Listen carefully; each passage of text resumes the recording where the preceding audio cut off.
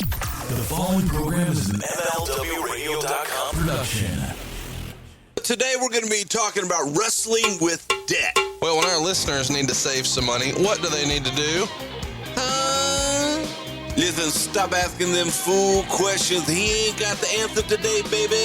Take it from the second most recognizable athlete in the world today. SayWithBruce.com can be beat. They lower your monthly payments by $5, $4, $6, $8, $700 a month, baby. You got credit card debt, car loan, a second mortgage? There ain't no problem right here at SayWithBruce.com. Pumpkinhead gonna take care of you today. You understand me, baby? Ooh, yeah, we don't need perfect credit, Even with credit scores in the 500, SayWithBruce.com makes saving money easy. Dig it? NMLS number 65084, equal housing lender. Mother. And now a moment from the Something to Wrestle With, Bruce Prichard Archives, Episode 35, WrestleMania 15. Throw it in the Google machine. We're all tied on that. Tank Abbott was approached to fight Bart Gunn, and supposedly there was also talk of having Bart face Chemo, and Meltzer even went so far as to say that you and Briscoe met with both Tank and Chemo. Why wouldn't you guys just let that go after everybody kind of acknowledged, boy, this was a cluster of an idea? You guys, it wasn't you guys, it was Vince and Vince. Well, you and I'm Briscoe pointing fingers on that. You and Briscoe go talk to the motherfuckers, so you're involved. Well, yeah, because I was asked to go and gauge their interest. How do you remember those talks going with Chemo and Tank? Chemo was a goof. Chemo was one of those guys that really believed his own shit. We're going to talk a lot about Butterbean, but you don't believe that Butterbean got paid $50,000 for WrestleMania. I know he didn't. What did he get? I'm not telling you. Butterbean made good, fair money, and we paid him what he asked. Butterbean's from Jasper. What do folks in Jasper say? What do they say? Roll Tide. This moment from Episode 35, WrestleMania 15, and many more are available in the archives of Something to Wrestle With, Bruce Prichard. Have you or someone you know been diagnosed with mesothelioma? You probably have many questions, such as, what should I do? Where can I get more information? RGT4Law.com can answer those questions and help you get the money you deserve. Call 855-RGT4Law or visit RGT4Law.com and fill out the simple form for a free consultation. Robert Taylor, RG Taylor II, PC and Associates, Houston, Texas. Welcome to Something to Wrestle With. Bruce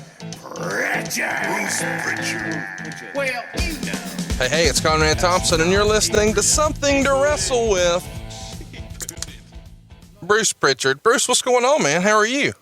Well, by God, if you're starting already, then so am I, pal. Well, how are you today? You were telling me off air you were a little emotional today. I hope you're feeling better. Last week you were under the weather, but I think you've kicked out from all that. What's on your mind today? Now it's emotional, Conrad. The guy told me when I bought my lottery ticket that I was going to win, and I missed the damn Powerball jackpot. So I'm a little sad, but I hope I can make it through with my emotions through this week's show. Well, I'll tell you what, we've got something pretty emotional to announce right at the top of the show. You have been wanting this and tweeting about it and talking about it for 6 months. It's finally happening. Bruce and Tony are doing a show together. That's right. Worlds are colliding, brother. What Happened When with Tony Schiavone and Something to Wrestle with Bruce Prichard are finally going to have a joint show. It's happening on July 9th at 3 Links in Dallas, just before the Great Balls of Fire. We're going to cover Tony's year in the WWF, SummerSlam 1989, and of course, the Monday Night Wars. This isn't a huge venue, so snatch your tickets up right now at WHWLive.com. That's WHWLive.com. Bruce, what are you looking forward to the most about finally getting on stage with Tony Schiavone? Kicking Tony Schiavone off of the stage. I like it. I told him that if we wanted people to actually come to this thing, he should just sit in the back with a headset and produce it and let you and I do our thing. Yes, but produce it with a broken mic. I like it, yeah. So last week we covered the story about Steve Austin walking out on the WWE in 2002. And you actually had somebody from the inner circle go ahead and give you a call this week and jog your memory about the match with Brock Lesnar and how that all went down. Do you want to share that right here at the top of the show? Well, what they told me was, because I was not in the office, as I had stated last week in the show, during the week, sometimes when those guys got together, and that the writing team, actually Brian Gewirtz, had come up with the idea of Brock versus Steve Austin. And Vince loved the idea because the brand extension was taking place. And Vince felt that Austin and Brock would be on different brands and that the two would never cross paths for 3 to 5 years before we would ever have that match. And that's why Vince loved it so much. But Vince is the one that had pitched it to me on that Friday, and someone just called to jog my memory and tell me, hey, here's what happened there. We should also shout out your boy, John Bradshaw Layfield, Corey Graves, and friend of the show, Peter Rosenberg, for giving you some love this week on WWE's Bring It to the Table. Bruce, this is a pretty famous picture of you and JBL sharing a scooter. Do you want to explain yourself here? Well, I was on vacation with JBL and his lovely wife, Meredith, and my lovely wife, Stephanie, and we were in Bermuda. And I was trying to display my stealth skills on a moped, but they felt that I was too dangerous on the moped, so I had to ride bitch with JBL all throughout the island of Bermuda. So it was kind of a funny picture. But you know what, Conrad? I got to meet Corey Graves last week at Legends of the Ring, and what a nice gentleman. It was a thrill for me to actually get to meet Corey, and very impressed. Real nice guy.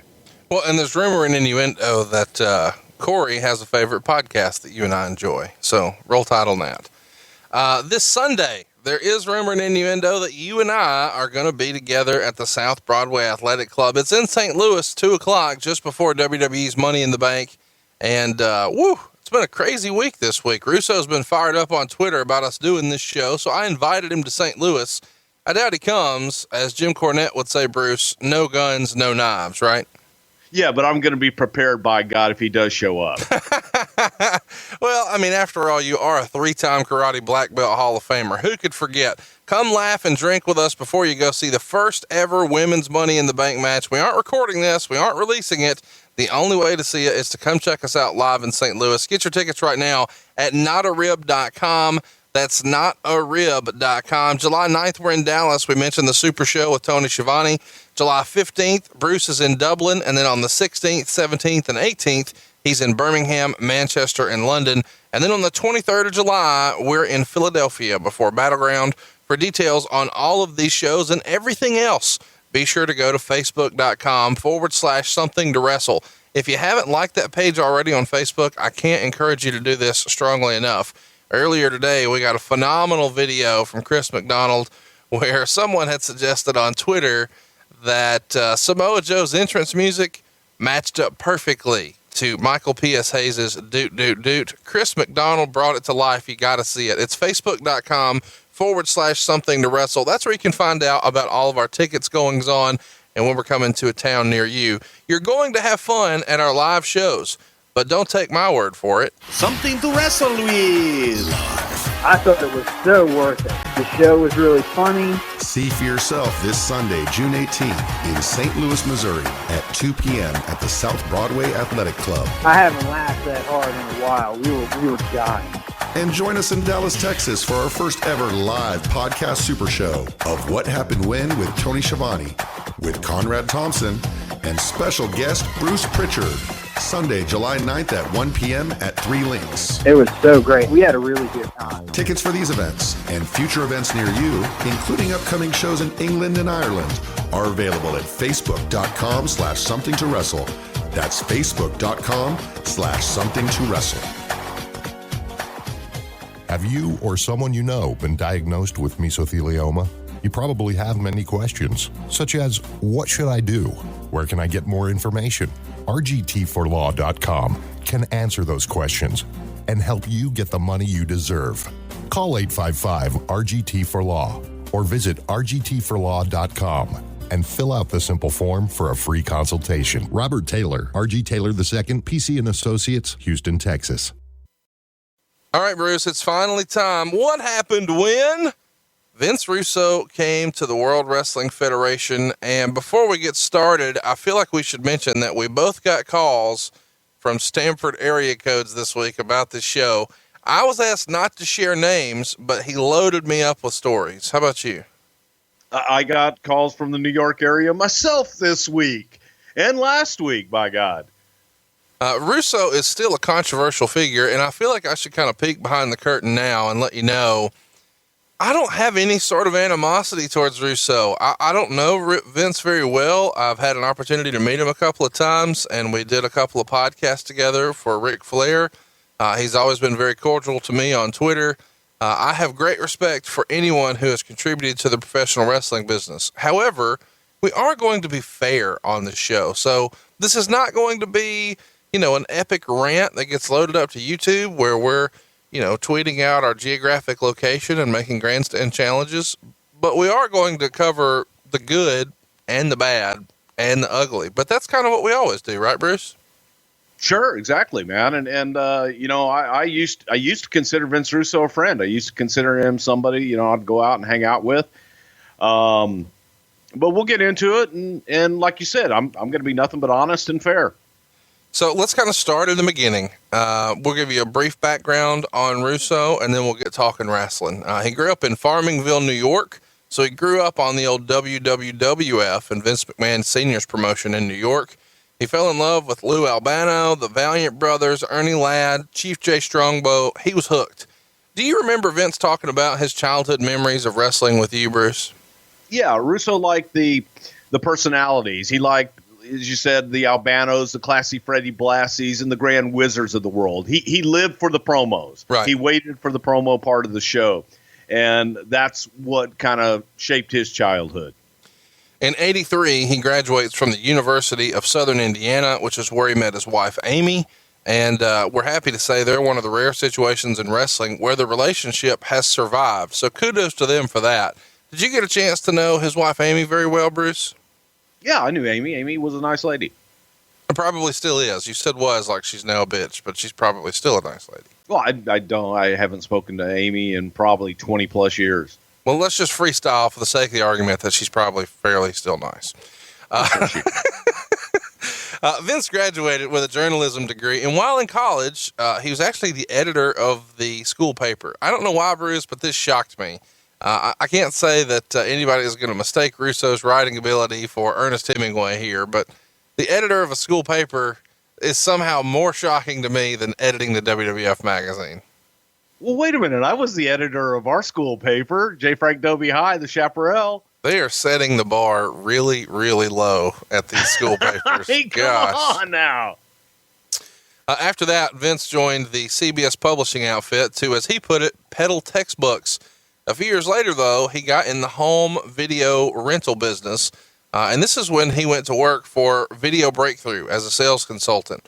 Once his son Will was born, he convinced his parents to refinance their house to put $100,000 down on buying that video store for $200,000. The store was such a success that he opened a second location and named it Will the Thrills Video. Now keep in mind, this is the late 80s, and the video rental market is huge at this time. Well, Vince is a big wrestling fan, so he actually schedules appearances at his store for guys like Jake the Snake Roberts, Demolition, and even Brutus the fucking Barber Beefcake. These are all huge successes for him, drawing huge crowds to the store. And Bruce, I think a lot of younger fans may not realize just how gigantic the video rental market was in the 80s. And I know that the company made a mint selling VHS to consumers with Coliseum Video, but what was their attitude or strategy for the rental market? We've never really talked about that.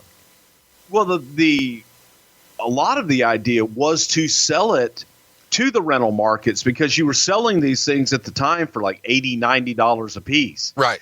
And the rental stores would purchase them at that price point, and then they would rent them out to make their money back. So for $3 to $5 or whatever it may be. And then, so if you rent this movie 30 times, now 31 forward forever is all profit. Exactly. So that's where, a lot of the money was. And for the rental stores, I'll call them the retail rental stores, a lot of those guys would buy 3, 4, 5 copies of each cassettes so that they would have plenty in their store. And then you would do the big promotion. Oh my God, WrestleMania here now. And people would come in and rent WrestleMania that didn't buy it on pay-per-view. And you could rent it for a couple bucks a day at that point. While doing this, Russo's working like 84 hours a week. And he wrote that he was making so much money, he didn't know what to do with it all. He was stuffing it in safety deposit boxes or anywhere else he could cram it. And then Blockbuster opened up down the road. And before you know it, the stores were only doing around $100 per day in business. Did you ever have any sort of conversations with Russo about his video business? Yeah, just simply that when the big boys came in, they squeezed him out because they had a lot more money to spend and they had quite a bit more inventory. Plus they were doing the rentals much cheaper. You know, when you first started out in the video rental, a lot of times it would be $5 to rent a movie. Right. And take it home. And then Blockbuster came in and it's $1. So that cuts into your profit and they had a lot more money to spend. So Blockbuster did to the mom and pop shops what Netflix did to Blockbuster later on. So as Vince is looking for the next opportunity, into the store walks John Orezi. John is in his late 20s and he has a radio show in Long Island that's based on professional wrestling. John had heard that the WWF stars were being booked there, so he thought, hey, this guy is primed to sell advertising too. So he comes to call on Russo just for that exact reason, to advertise on his wrestling radio show. And Russo thought John was maybe a little shady, and this is directly from his book, by the way, and he assumed that John believed him to be a money mark. But he decided to play the game because he wants to get his foot in the door of the business. So they start working together in November 91 on John's radio show, which was called The Wrestling Spotlight. Since this is based in New York, it feels like something that would at least be on the WWF's radar. Do you remember anyone in the company listening and mentioning it? And what was the take on everybody's opinion on John Orezi? I do remember it. And, shady is as shady does. So, shady kind of runs with shady sometimes.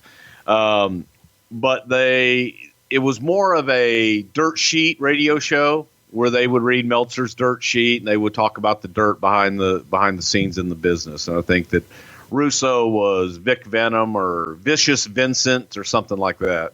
Yeah, Vicious Vincent, I believe, was his radio name. Did you have a conversation with anybody in the company? Like, who would have listened to this? Would this have been something that was on Pat Patterson's radar? Would Vince have heard it? It feels like the Fink probably would have been Howard into Finkel. this. Yeah. Russo was essentially taking money from his failing video store here to pay for John to, quote, play radio. And those are Russo's words. Eventually, he saw the potential, though, for this to be a bigger show, but he felt like it needed a bigger reach.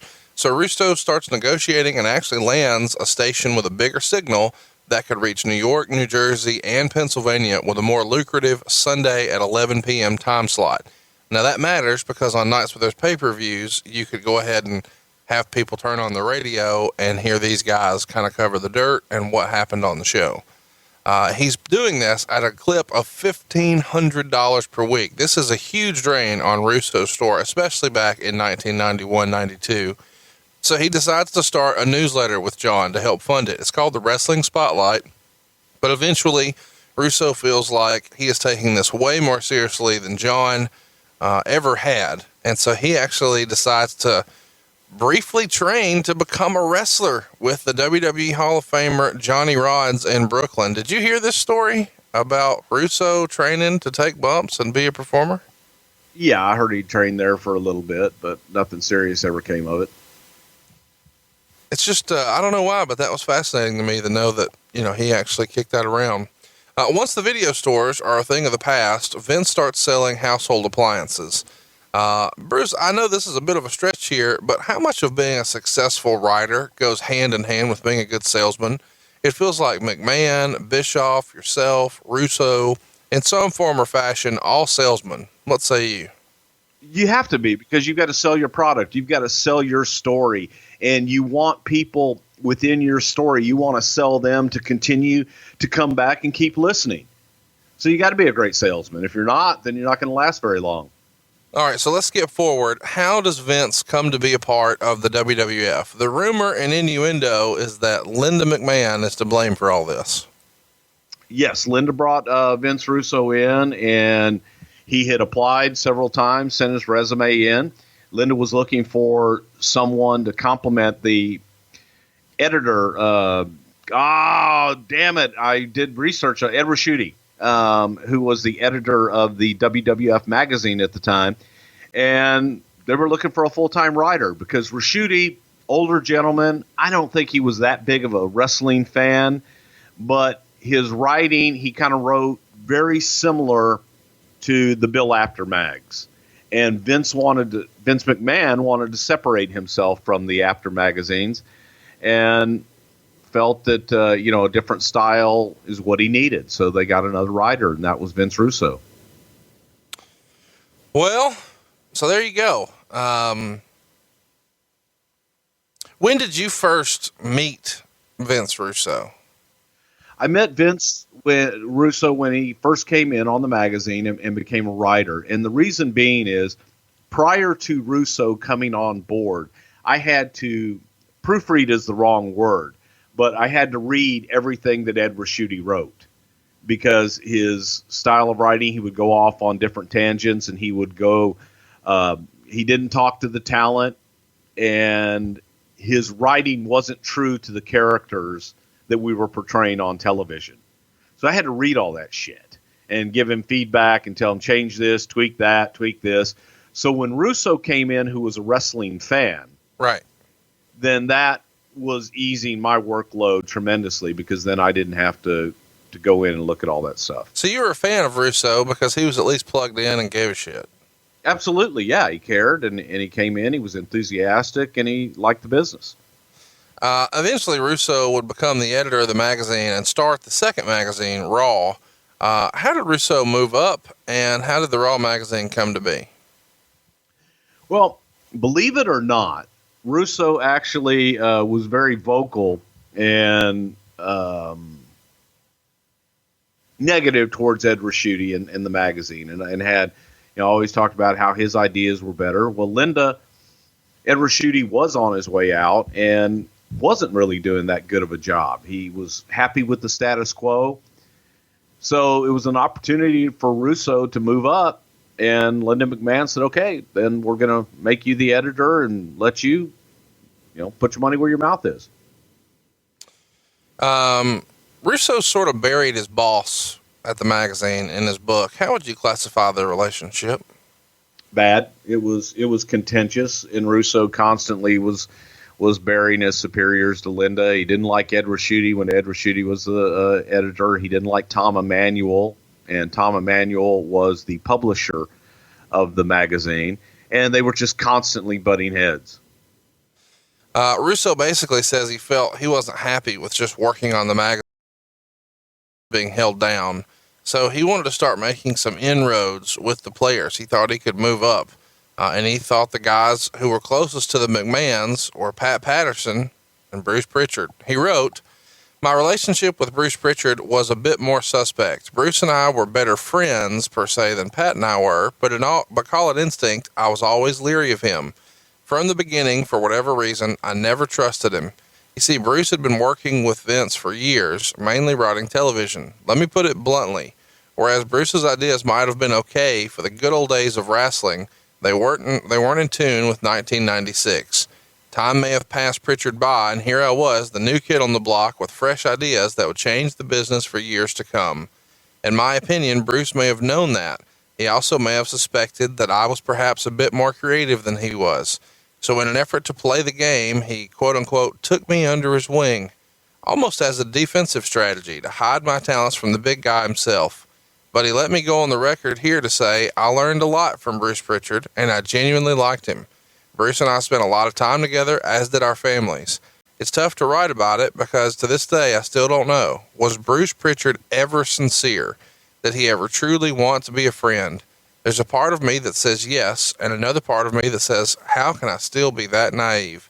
It's the wrestling business. It's so sad to say, but there aren't true friends in wrestling. I learned that quickly when I was on the outside looking in. You see, when you're in that good spot, everybody calls you, everybody's your buddy. But the minute you can no longer do anything for their careers, they forget your name. That's just the way it is. It's a hard pill to swallow, but then you realize it is what it is. How would you respond to that, Bruce?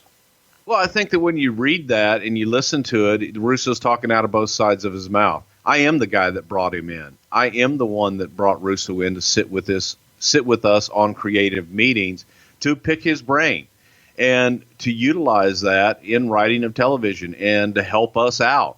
So if he felt that I was insincere, then who's the one insincere when he's right there, at every beck and call and portraying for himself to be sincere, saying that he's my friend, when here now he's saying, well, I'm leery and he's suspect at best.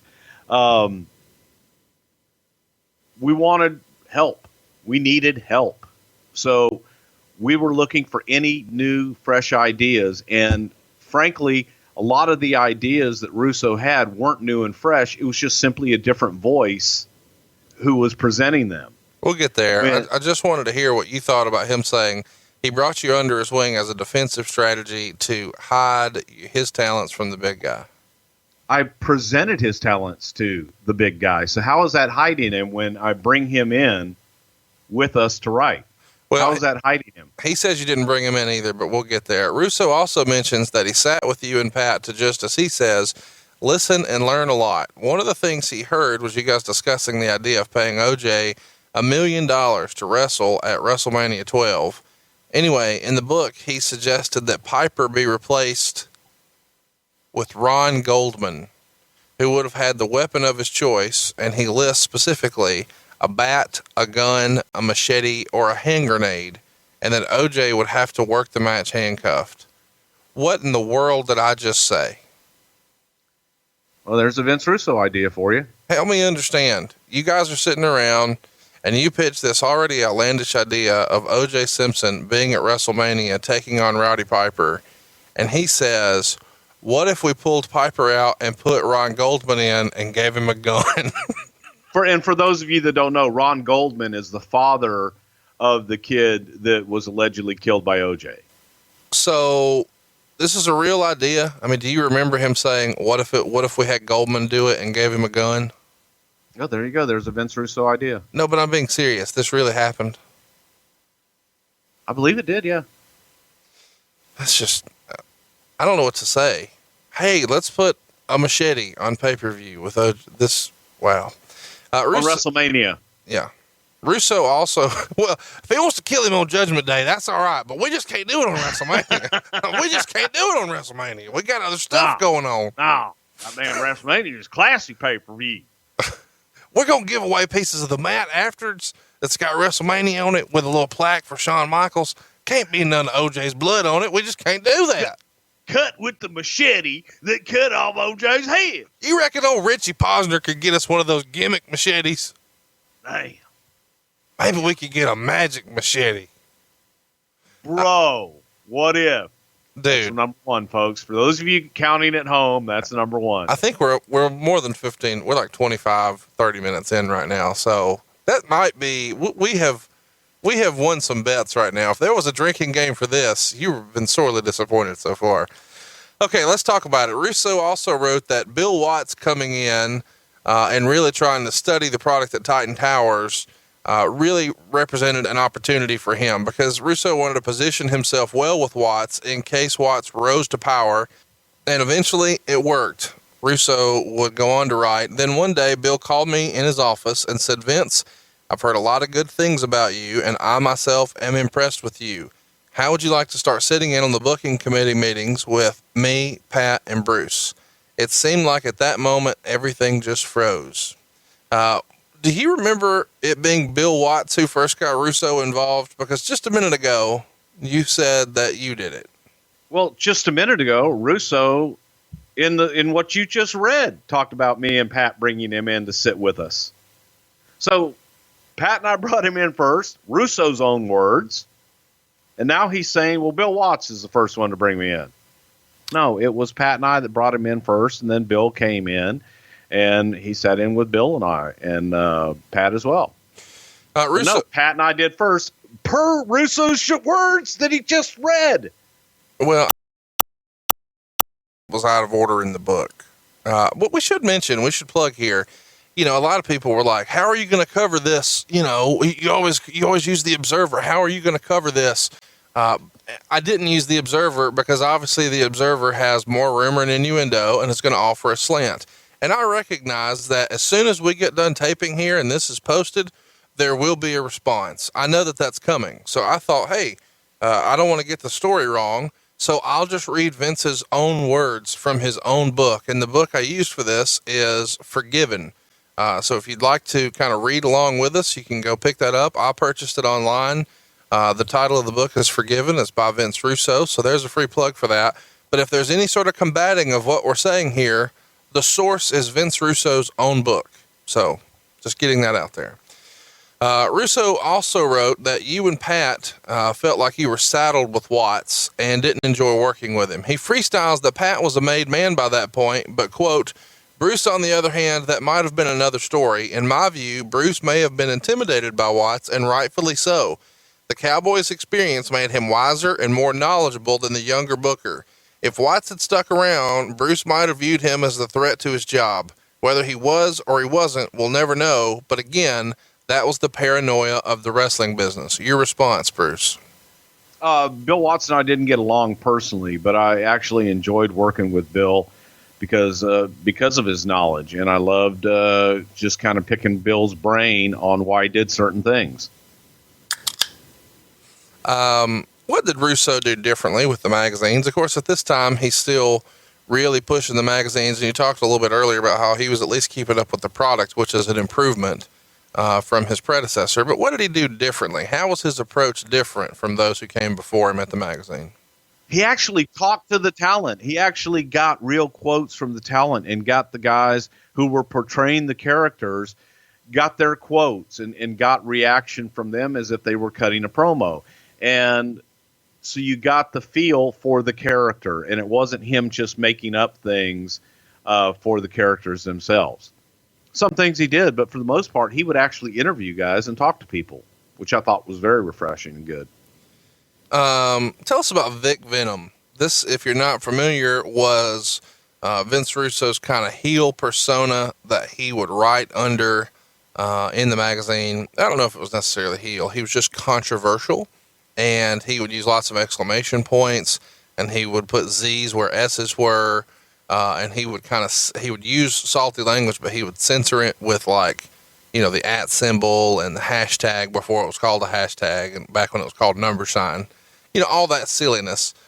Was the character Vic Venom being a part of the magazine, in hindsight, was that smart or stupid?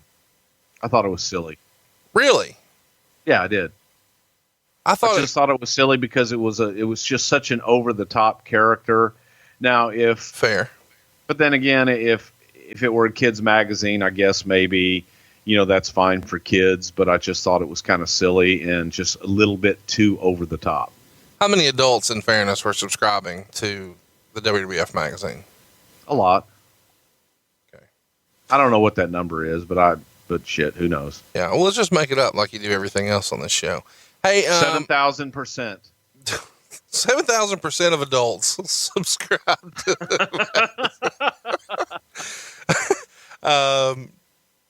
so you liked the job he was doing. How did the boys feel about it? I mean, did they like that someone was actively involved, or was it more of a nuisance because they just kind of weren't used to dealing with that? It was a little bit of both. I think that the guys that were getting magazine play were happy with it, and those that weren't didn't like it. You know, it's no different than how they viewed the after magazines. If they were on the cover and there was stories about them, they were happy and loved them. If there wasn't, then they would be grumpy and upset. So if the boys were in the magazine, they were happy and they liked it. What did Vince think about his writing and approach? Is the magazine really something that's on his radar by 95, 96, or is Vince kind of disengaged from all of that? For the most part, Vince was pretty much disengaged from it. That was Linda's baby, and he would look at it from time to time, but wasn't something that he read cover to cover. There's been rumor and innuendo out there that Vince wasn't always fond of the magazine kind of having what Vince thought were different storylines than what he was presenting on TV. Maybe McMahon thought Russo was trying to create his own magazine storylines. Is that fair to say? Yeah, excellent. Yeah, that's fair. Russo wrote in his book that when Bret came back to the WWF in the fall of '96, he did a full-blown shoot interview with Bret for the new Raw magazine, and in it they discussed Bret's dealings with WCW and Eric Bischoff, and Bret put them both over. And this is the first time anything had ever been done like this in a WWF publication, of course. The old rule was you just don't talk about the competition. Anyway, Russo says he showed you personally, Bruce Prichard, the rough draft. And let me just read his words from here. Knowing an interview like this had never previously appeared in any WWF publication, I showed Bruce Prichard a rough draft to get his opinion before showing it to McMahon. Well, Bruce, being Bruce, took it upon himself to show he had the opportunity. So I was called into Vince's office, where he sat me at one end of the table and I sat at the other. "What are you trying to do to me?" he screamed. "Put me out of business?" With one sweep of his right arm, Vince cleared the table that was adjacent to his desk and everything that was on it. I sat there in total shock. I wasn't scared or intimidated, just shocked. All I was trying to do was sell magazines, which was a point I tried to convey to Vince, but he didn't want to hear it. I left his office asking myself only one question. If he was that hot, why wasn't I fired? Well, I'll tell you why. At the time, I realized Vince actually needed me, perhaps more than I needed him. Mind you, I was making $60,000 a year. I mean, the truth is, I'd been almost making $50,000 with the appliance giant. So what would I have lost monetarily if Vince had canned me? On the other hand, Vince knew that he needed someone like me around. He didn't know for what, but he knew that he did. Anyone who had the Spaldings to put the name Eric Bischoff on the pages of a WWF publication had to have the Spaldings to do anything. Remember, Vince had surrounded himself by people sporting no Spaldings, yes men, who simply told him what he wanted to hear. And I won't name them here, but they're reading this and they know who they are. So is this how you remember this going down, with this particular interview with Bret and Vince kind of finally having him on the radar? And what's your response to being a yes man? Because he's clearly talking about you here. Well, I've never been a yes man in my life, and I think that if you were to ask Vince McMahon himself, he would back that up 100%, because one of the reasons that I did last so long was because I had completely different ideas and a different approach than Vince McMahon did. And from Russo's point of view, completely off, I did take the magazine to Vince McMahon to show him and to try and cushion the blow, because I knew how Vince McMahon would react to the whole idea of having Eric Bischoff. And well, no, and he did. He went over. I tried to cushion it, and I tried to get in before so that he didn't just read it and go off on Russo, and tried to just say, hey, you know what? He's trying something different. We're doing something different. But that part Russo would never know, and that's something that Russo would never believe, because he wants to believe his own narrative, because he got yelled at that day. Well, eventually, Russo would write that little by little, he was given more opportunities. He says the first real breakout opportunity is when McMahon asked him to start writing some of the promos that the boys would do to help sell tickets for upcoming house shows. He says, I more or less became the voice of many WWF superstars, from the Smoking Guns to Bret Hart to Kevin Nash. Some of the guys used my stuff, others didn't, but it was a great learning process. From there, under the tutelage of the great Jack Lanza, a former WWF superstar, I began to produce the boys as well. I can remember spending hour upon hour helping Shawn Waltman, aka X-Pac, with his promos. Later, Shawn would finally hit his stride, but in those days, ouch. Who do you remember Russo working with, and how do you think he did at this when he was first kind of getting his feet wet in this aspect of the business? When we first threw him into just trying to write the promos and everything, it was during the Sal Sincere and T.L. Hopper and all that. The Goon, that Freddie Joe Floyd, yeah. And help out with some of those vignettes and say, okay, you're a writer, here, write some stuff. And while at TV, he didn't have a whole lot to do at TV, so he's a writer. Let him write something for some of the talent that are not that good with the gift of gab. So, as you mentioned, some of the Smoking Guns and X-Pac and, like Sal Sincere and people like that, just had him work with. And Jack Lanza produced the pre-tapes and produced the event center bits with the guys where they were promoting the towns locally, and had Russo write some things for them. If they couldn't come up with them themselves, try and write something creative for them around their character.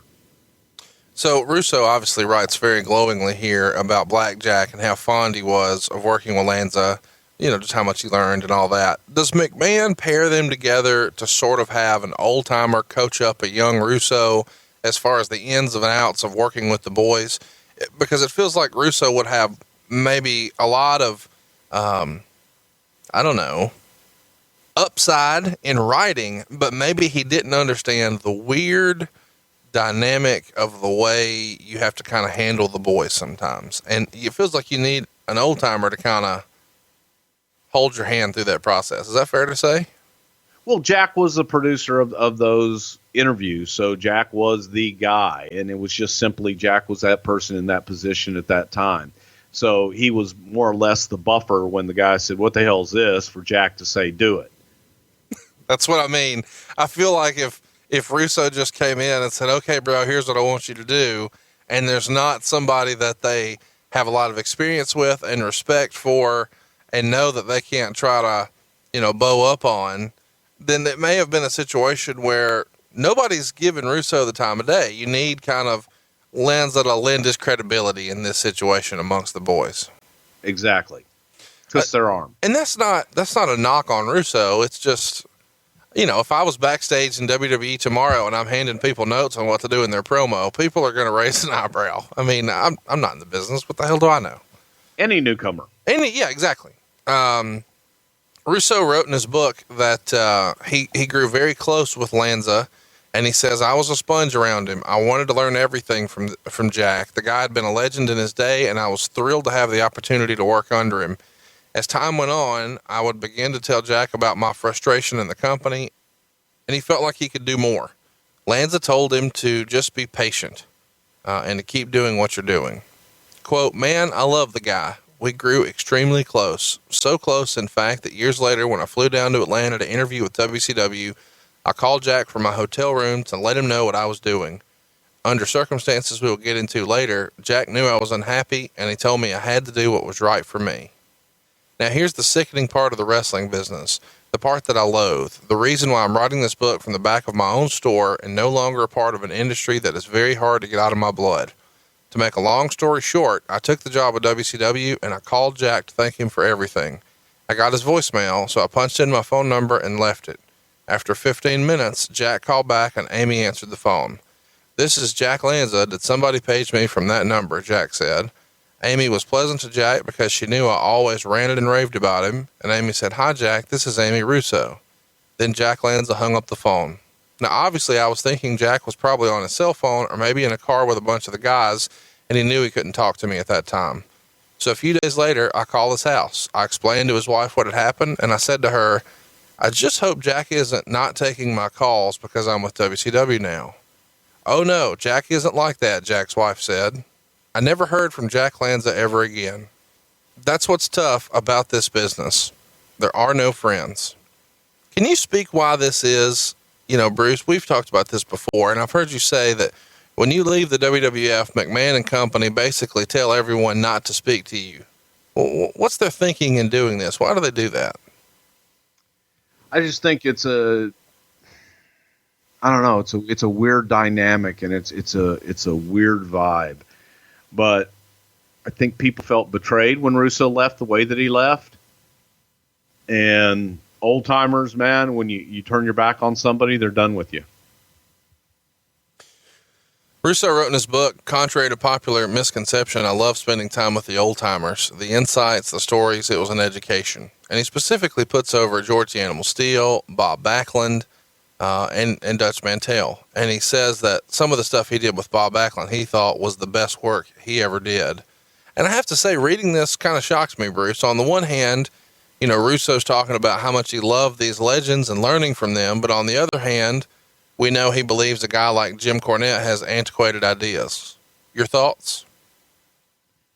Again, he speaks out of both sides of his mouth, so it's hard to tell exactly what the hell he means. I think that there's so much to learn from those that were there before us that if you're not learning something, then something's wrong. But then to, go and call it antiquated and crazy and delusional is crazy in and of itself as well. Rock bottom. When you hit it, you know it. There's no place else to sink. When the creative team wrote in fake Razor and fake Diesel, that was it for me. Embarrassed isn't the word. I had moved on to ashamed. What really boggled my mind was the fact that Vince himself was going along with it. At the time, I felt it was a total disgrace. So Vince says that he actually called Nash about going to WCW, and Nash said he would put him in touch with Eric Bischoff. Russo wrote in his book that he felt like at this point the WWF was the Titanic and he wanted off.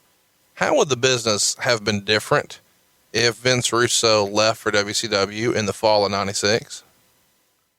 You know, that's the famous what if. Who really knows, man?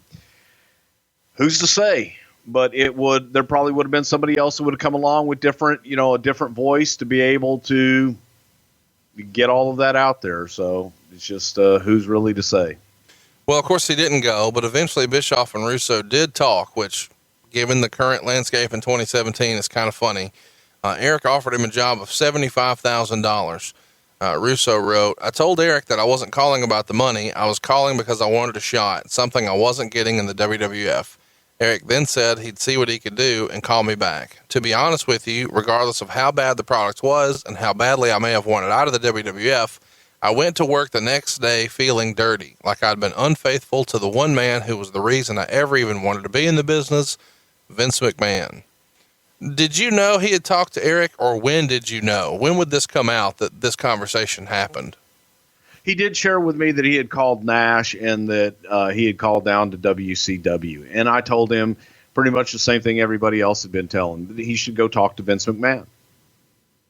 Well, it feels like staying with the WWF was the smarter choice. And if Vince McMahon was trying to convince us, the listener, to make a smarter choice, what might that sound like, Bruce? Damn, pal, Dollar Shave Club is the smarter choice. I mean, you get a great shave, you get a great price, and it's conveniently delivered right to your door, pal. It's a great life hack, a no-brainer choice. You no longer have to schlep at the store and have to get that guy with the damn key to get the razors out. You don't have to do any of that. You don't buy cheap disposable razors. If you do that, you know what you get? A cheap shave, pal. And you get Dr. Carver's shave butter. My good friend Jim Cornette told me it's slicker than cum on a gold tooth after you use it. What's that, pal? My goodness. Well, you want to be smooth and creamy like the boss, you use your Dr. Carver shave butter. And when I use Dollar Shave Club Executive Razor, that blade just glides, giving me such a smooth shave. Well, you too can make the smarter choice by joining the Dollar Shave Club. For a limited time only, new members get their very first month of the Executive Razor with a tube of their Dr. Carver shave butter for only $5 with free shipping. And after that, razors are just a few bucks a month. That's a $15 value for only $5. In your first month's box, you'll get an awesome weighty handle, a full cassette of 4 cartridges, and a tube of their shave butter. After the first month, replacement cartridges will ship automatically at their regular price. There are no hidden fees, there are no commitments, and you can cancel anytime you like. If you love something to wrestle, please support the show and go get this great offer exclusively at dollarshaveclub.com/wrestle. That's dollarshaveclub.com/wrestle. And Vince, what can we tell those old other razor companies? You're fired. Go to dollarshaveclub.com/wrestle for a smooth, creamy shave. Anyway, Russo wants to organize a meeting with Vince, but he feels like maybe he needs a warm-up. So he has a meeting with Linda just to kind of air grievances and set the stage and ease into it, because he's very nervous about meeting with McMahon. When all of a sudden, McMahon walks in and sits down, so now he's got both Linda and Vince in the meeting. He asks them, is writing for the magazine all they see in him? Is that his ceiling? Or do they think he can do more? Eventually, he pushes the issue enough that McMahon gets hot and says that he's being selfish. Do you remember Vince ever mentioning this meeting to you I know you just kind of told us that you had told Russo, hey, go talk to Vince, but does McMahon come to you and say, this kid on the magazine thinks he needs to be a bigger part of the show? Does that come up? Not at this point, but Russo, again, it asked me what to do, and I told him to go talk to Vince. So instead of taking my advice, he went and talked to Linda, which then Linda brought Vince into it, and there you go. So March of 97 is when this goes down, and not too long after this meeting is when Vince's assistant calls and says, Vince wants to see you right now. So Russo goes to see him, and she says, they're in there. He walks in and, quote, there sit all of Vince's minions, including Shane, Dunn, Cornette, JR, and Bruce. And he says Vince was standing at the head of the table looking mad and holding the new Raw magazine, and, quote, he threw it down and said, this is what Raw needs to be like. Last night's show was a joke. Raw needs to be like this magazine. I wanted to laugh and cry at the same time. First, the laughter part. So much for politics. With one statement, I rose above all the creative brass sitting in that room. With one statement, Vince finally decided the days of mediocrity were over and it was time to shake things up. With one statement, Vince said, you're out, he's in. The crying part, this was a dream. Never had I expected things to wash out like this in such a public display. Vince couldn't have stuck it to them any better. I had won. I had freaking won. All I'd ever wanted was a chance, and here it was. Man, I looked in the eyes of Prichard, Ross, and Cornette that day, and I've never seen such hatred. They had to be thinking, how did this guy pull this off?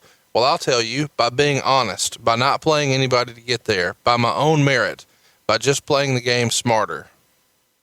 Do you remember this meeting, and how do you respond to this? Oh, I remember the meeting very well, and Vince McMahon never said at any place in here, you're out, he's in. That's a complete fabrication. And Vince had the Raw magazine, and this is what we need to be. We need to be edgier. We need to have attitude. This has to be Raw. This is what the television show should be. The magazine was a whole lot edgier than the WWF magazine. And we had been sitting there working our balls off, trying to get all of this done. It was mainly me, Cornette, and Vince McMahon who were writing TV. So all that comes back, on me, Corny, and Vince McMahon. And Vince McMahon was reading stuff that Russo wrote, felt it was edgier, liked it, and thought, goddamn, if we're going to change, and we need to go in this direction. So it was, and what Russo doesn't understand and or know was we'd already gotten our asses chewed out before Russo came in. So Russo coming in, that was just a show for Russo and just something for Vince to throw his feathers out and spread his wings. In a way here, he's kind of saying that you guys represent mediocrity. Would you agree with that assessment of you or the writing or the company? Well, let's look at that statement for a second. I've been in the business for 44 years employed. He was in WWE for 4 years employed. WCW lasted a year. Well, I'm not. But no, what I'm saying is mediocrity. I was there. I did it for many, many years before that. I did it many years after that. So if that's mediocrity, then hey, that's his definition. Do you feel like with this demonstration, and he says here, I rose above all the creative brass sitting in that room. Did you feel like when you walked out of there, well, Russo's above me in the pecking order now? No. He continued, the WWF was about to crash and burn back then. Nobody had the answers, not even Vince himself. So he took a gamble on me, but Vince had nothing to lose. Let's face it. His current creative team wasn't working. He was rolling the dice, and in the end, he came up with a 7. So this is how it broke down. Prichard was taken off the creative team and put back in his office where he would run talent relations, and myself, Vince, and Jim Cornette began to write TV. So there I was, back at Vince's dining room table, somewhere I never thought I'd be again. I wasn't just working with Vince McMahon, I was working with Vince McMahon and James E. Cornette. Man, this was a mistake. You see, at the time, Jim Cornette and I went together like Ludacris and NASCAR. I wanted attitude, he wanted Bullet Bob Armstrong. Jim was from the old school that said heels could act only one way. Cheat, steal, spit, snarl. while baby faces had to act another, smile, kiss babies, and wink at teenage girls. Unfortunately, thanks to today's society and the sports entertainment game, the heels are perceived as baby faces, while the baby faces are seen as heels. In other words, it's cool to be bad.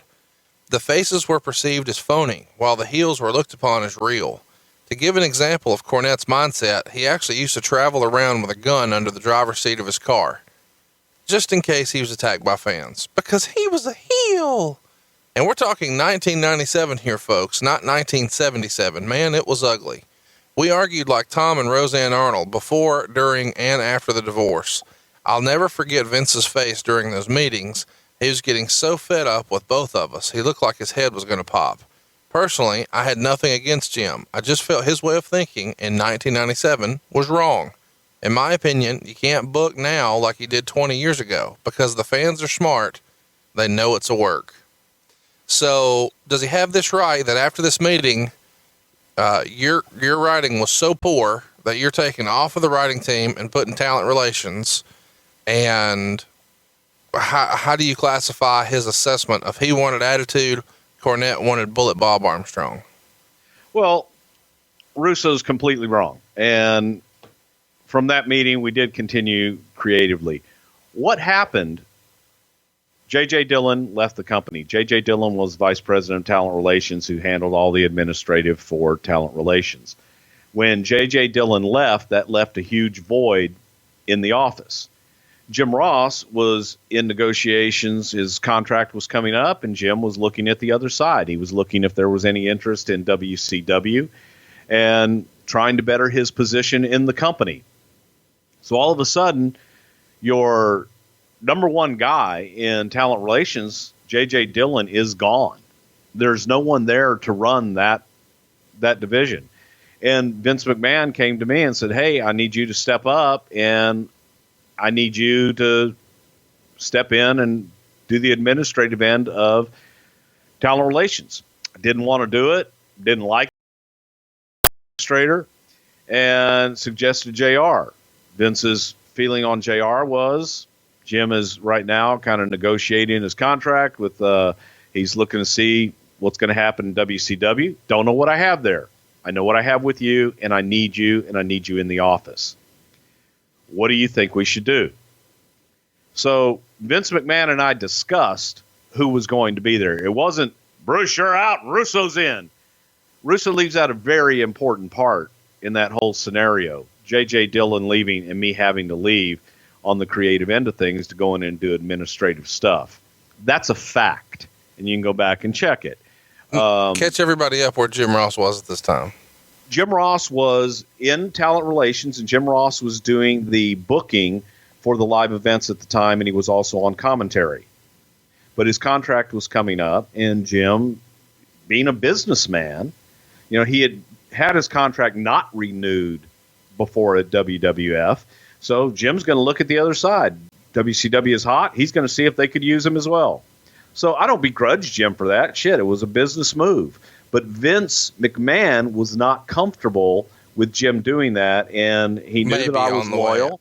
He wasn't comfortable with putting JR in that spot, because if he's on his way out, why would you make him privy to everything on his way out? Correct. And I was loyal, and he put me in that spot. That's where he needed me at that time. So it wasn't, Bruce is the shits, he's mediocre, I need this new young Yankee bastard. But it's also a situation where you didn't necessarily become head of talent relations because you were the best qualified for it. You were just most trusted and best option at the time. Exactly. You needed somebody. Russo takes credit for getting Cornette fired in his book, Unforgiven. He wrote, after a few weeks, I could see Vince was coming around more and more to my way of thinking. And then Cornette came up with the angle that would forever seal his fate on the booking committee. Let me preface this by saying the following. When he isn't blowing a gasket, I like Jim Cornette. In his day, he was by far one of the best personalities in the business. The guy has a great mind. He comes up with things off the cuff that others don't come up with in a lifetime. He's a comedic genius. I once wanted to write a book on the thousands of sayings he would come up with on a daily basis. And he says that at this point, Jim wanted to bring in Terry Funk. He says, I had no problem with this. I was and still am a huge fan of Funk. However, how Jim wanted to do this was a whole other story. Jim's idea was to have Cactus Jack wheel a huge box down to ringside, and week after week we would see this box until finally Terry Funk emerged. When asked why, Jim answered, "Anybody who comes out of a box is instantly over." To this day, that's the greatest line I've ever heard. I've even considered using it for the title of this book. I thought Vince was going to die when he heard it. To appease Jim, Vince came up with the character of Chainsaw Charlie, who would chainsaw his way out of the box immediately upon his rival in the WWF. Man, it just wasn't going to work. Cornette and Russo. One of us had to go. All that arguing and all we were doing was wasting Vince's time and the company's money. So I had a meeting with Vince and told him exactly that. I said one of us had to go, and if it was me, I totally understood. The next week, Cornette was off the booking committee. Is that the way you remember it going down? No, that's not the way. See, this is why I don't read people's books, because, you know, so much of it it's from their own point of view, and I guess maybe if that's how Russo remembers it, then fine. But if he goes back and wants to try and jog his memory a little bit more, the box gimmick, hey, that was something that Corny came up with, and Corny explained the appeal of seeing a big giant box every week, and then finally when somebody comes out of a box, by God, they're instantly over. You look at Abdullah the Butcher, George the Animal Steel, and Georgia Championship Wrestling. It's been done back in the old days a lot of times.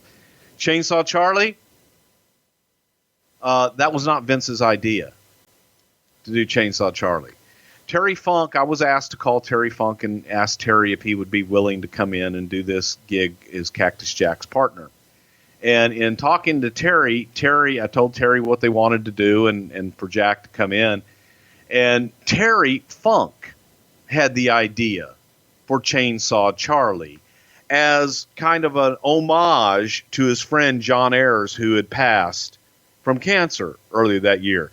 And Chainsaw Charlie was a character that Terry Funk and John Ayers called the barber, where they used to go get their hair cut as kids. And there's Chainsaw Charlie. That bastard would clip your goddamn ears and give you the worst goddamn haircut. And John and I used to say, we've got to go visit Chainsaw Charlie now to get our hair cut. I want to be Chainsaw Charlie in memory of John Ayers. So it was Terry's idea. And I pitched the idea to Russo and Cornette and to Vince McMahon that, you know, hey, what if Terry Funk wasn't Terry Funk?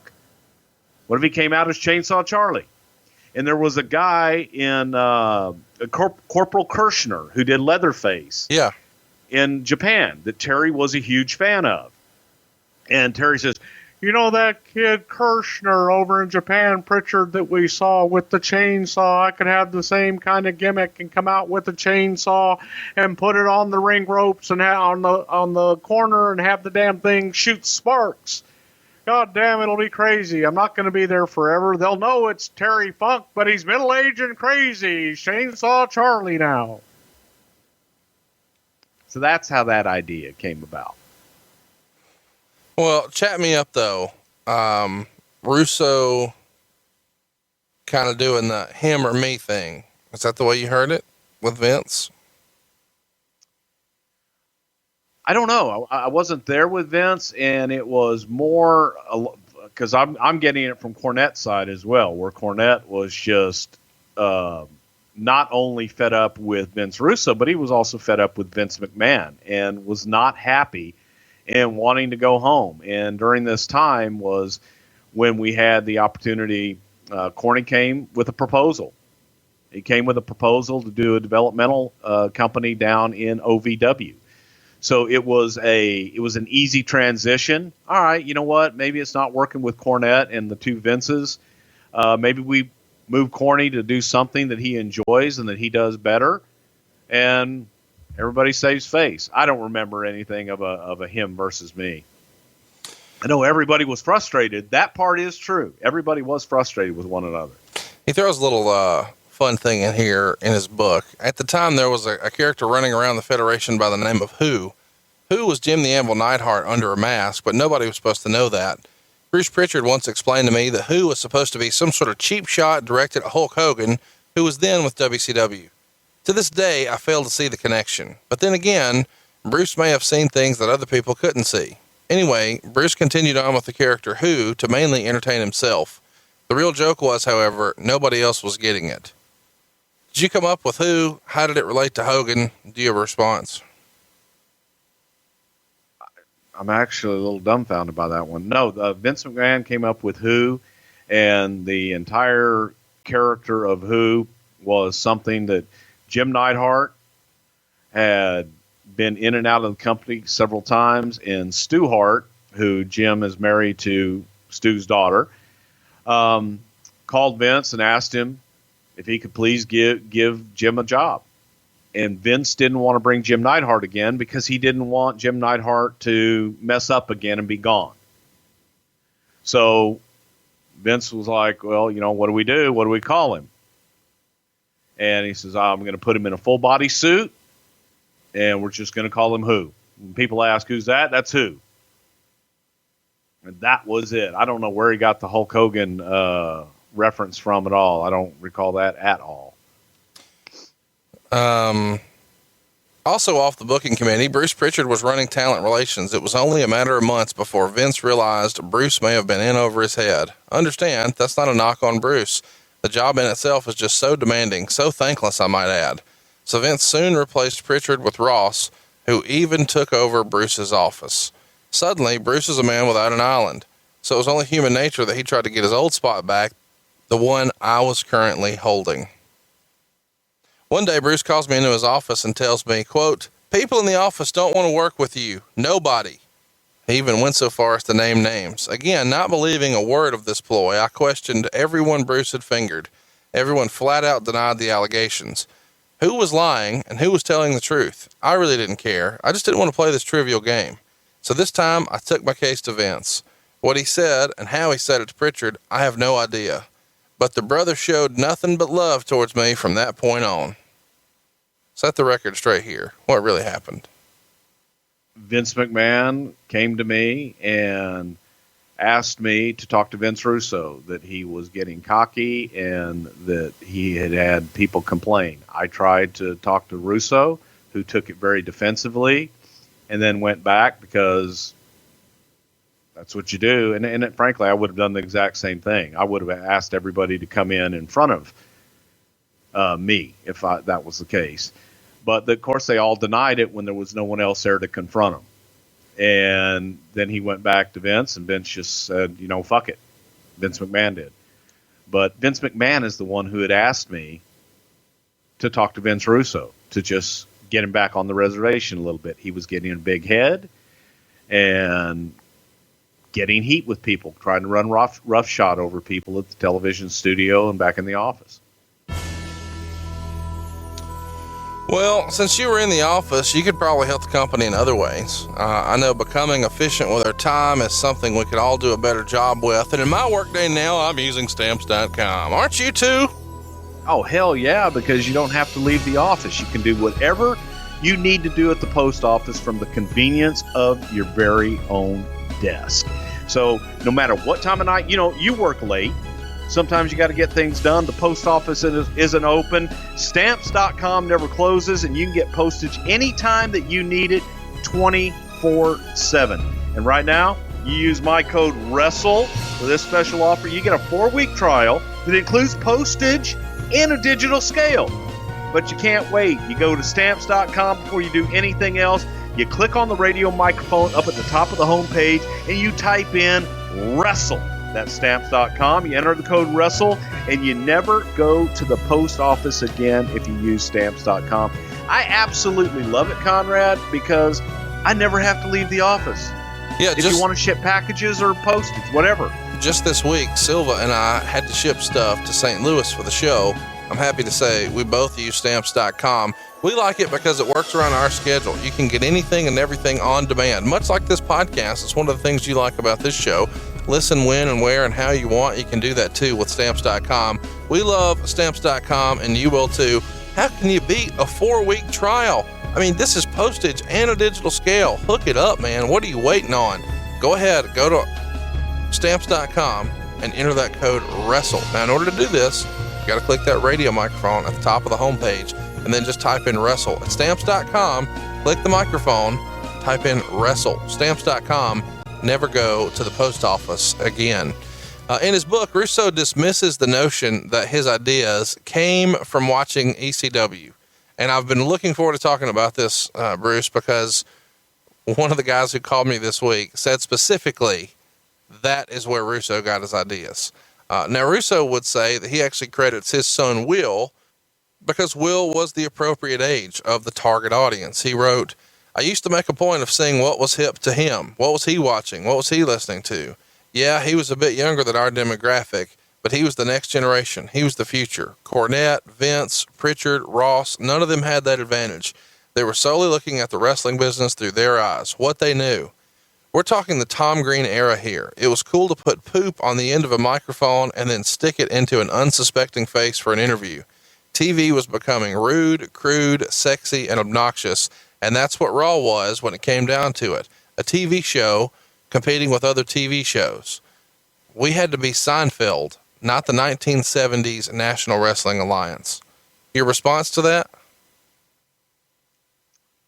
To which part? That he didn't watch ECW and steal a lot of their ideas? I would say that would be untrue. I think that Russo constantly quoted ECW and constantly referred to a lot of their talent there and the different things that they were doing and utilized a lot of the same things. Vince McMahon didn't watch ECW, so to Vince McMahon, this was, new and creative stuff on Russo's part. Russo was in McMahon's ear in late 96 with Everything Sucks, including the new Saturday morning TV show on USA Livewire. Russo didn't get Pettingill because he didn't think that Todd was a real wrestling fan. So he kept after Vince about how bad this show was. At the time, of course, it was Todd Pettingill and Sonny as hosts. So McMahon asked, why don't you do the show? And the TV debut of Vic Venom was all set. Now, we told you the story about Vince Russo spoiling the 97 Royal Rumble live on Livewire and McMahon's reaction to that. If you want to check it out, it's in our archives. The 1997 Royal Rumble episode has what you're looking for. Bruce, how did you think Russo did on TV here? And why didn't we see Russo on TV beyond Livewire? Of course, we all remember that Russo was on TV when he was with WCW and TNA, but not more here in the WWF. Why didn't that happen? And how did you think he did when he was there? Okay, so Russo walked in and told Vince everything sucked. And Vince, he cut an emotional promo on Vince McMahon about how everything sucked, nothing was real, and we don't have any real characters, and that the heels aren't real because they're all just traditional heel wrestling characters, and nobody speaks from the heart. And so Vince McMahon said, all right, you know what? Why don't you go on Livewire and say what you just cut that promo, say what you just said to me, and do it on TV. You give me a better character. So Vince Russo, who talks about how everything sucks and how everything's not realistic and how people aren't speaking from the heart and they're just cutting traditional heel promos, goes on Livewire as Vic Venom, because that's a real character, Vic Venom, and cuts a traditional heel promo just like everybody else. And the only difference was that his was not good. Vince McMahon called me at home right after it aired and said that was the worst thing I have ever seen on television. I said, well, you're the one that told him to go on there and do it. So Russo felt that he got ganged up on because everybody told him it wasn't good and so on and so forth. And then Vince McMahon just kind of worked with him and said, okay, goddamn, you got to back it off a little bit. Got to do this. But McMahon did it as a way to teach him. Yes. It's like, there's a lot more to this than just going out and saying everything sucks. Right. So that was his first deal. And he just wasn't good. There is something to be said. It's not required necessarily, but there is something to be said, in order to really understand what the on-camera or in-ring or on-screen performer is thinking or their thought process or is going through or any of that stuff. You kind of got to do it once or twice just to kind of get their point of view or perspective, right? You do. It's an art form, and it's not as easy as it sounds. It's not as easy as just getting up and saying, hey, everything sucks. Russo goes on his rant in his book about the title of Creative Genius being awarded to McMahon, and he goes on to list the Goon, Freddie Joe Floyd, the Crack Showing Plumber, Who, and Mantar. And he wrote, I'm still trying to figure out that mess. Half man, half buffalo. Would you believe that when they first threw that character out there, he actually wore a papier-mâché bison head that I swear to you wasn't an inch under 5 feet and had to weigh at least 25 pounds. Unfortunately, overcome by all their excitement over the character, the brain trust forgot one small detail. How the fuck was Mantar going to get through the ropes and into the ring with a head the size of a small state? Man, you had to see this mess to believe it. The poor victim inside the costume practically tipped over trying to get his balance of that enormous head. The television product was embarrassing to me, so outdated, so unhip, so ridiculous. This is why I sometimes chuckle when I hear and read about Vince McMahon, the creative genius. Who do you think was behind the Buffalo? Yeah, Bruce and Pat were writing it, but Vince was approving it. So rather than follow that cluster, I went the other way. So Bruce, whose idea was Mantar, and why was it your second favorite character behind The Undertaker? God, how could you not love Mantar? He had hoofs for feet. Yeah, Mantar was ours. It was, unfortunately, that's one of those situations where creative services comes up with something and then builds something that looks really cool on paper. Then the practicality of it, first time that he wore that giant buffalo head, yeah, it was pretty difficult. But, yeah, that's not a winner. I agree with you. I agree with you on that one. Let's talk about some ideas over the years that Russo mentions in his book. First I should mention this. Russo recently took credit for writing the DX invasion of Monday Nitro. True or false? That was his idea. False. In his book, Russo takes credit for something else. He wrote, after much contemplation prior to his promo, I took The Rock aside and said, Rocky, start referring to yourself in third person. Start referring to yourself as The Rock. You know, The Rock said this. Are you The Rock fucking said ribbing that. me? Rocky took my advice and did the promo. Let me make something perfectly clear. I'm not taking credit for the success of The Rock. Did I make that clear? I gave him the idea and he went out and did it. It could have sucked or it could have made him a movie star. Dwayne Johnson turned it into $1 million. Would The Rock say that Russo is the person who helped him start referring to himself as The Rock? Okay, hang on. First of all, are we going to address the DX invasion later on, or you want me to address it now? You can do it now. Okay. The DX invasion was something that was brought up in a production meeting where Vince was talking about WCW and these guys, and they're doing everything that they can to try and put us out of business, and they're being successful at it. You know, what would have happened in the old days? And I raised my hand. I said, in the old days, we would have gone and knocked on their door. We would have sent our toughest guys to go sit in their front row and call out their guys.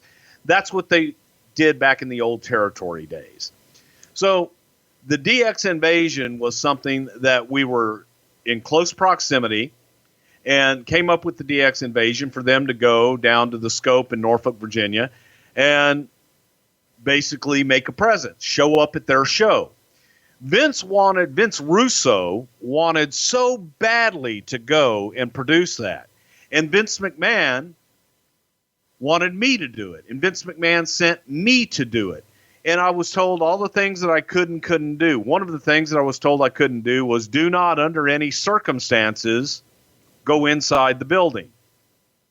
I was told do not confront any of the talent or anything like that. When I was there, it was my decision, and it was the talent. It was Road Dogg, it was Hunter, it was Chyna and Billy Gunn, and all those guys that we got what we could and couldn't do legally from the police team that we had with us, and we took it as far as we possibly could because I felt it was great television. It was Road Dogg that said, hey, the door downstairs is open. Let's try and go and get into the building, at least get to the back door. And when we did WCW, they closed the door on us. But that was a spur-of-the-moment, spontaneous decision that was made because we had the opportunity to do it. That was nothing written by Vince Russo for me or anybody else to do. That is something that we did. All the stuff in Atlanta that we did on the fly that I produced, not Vince Russo.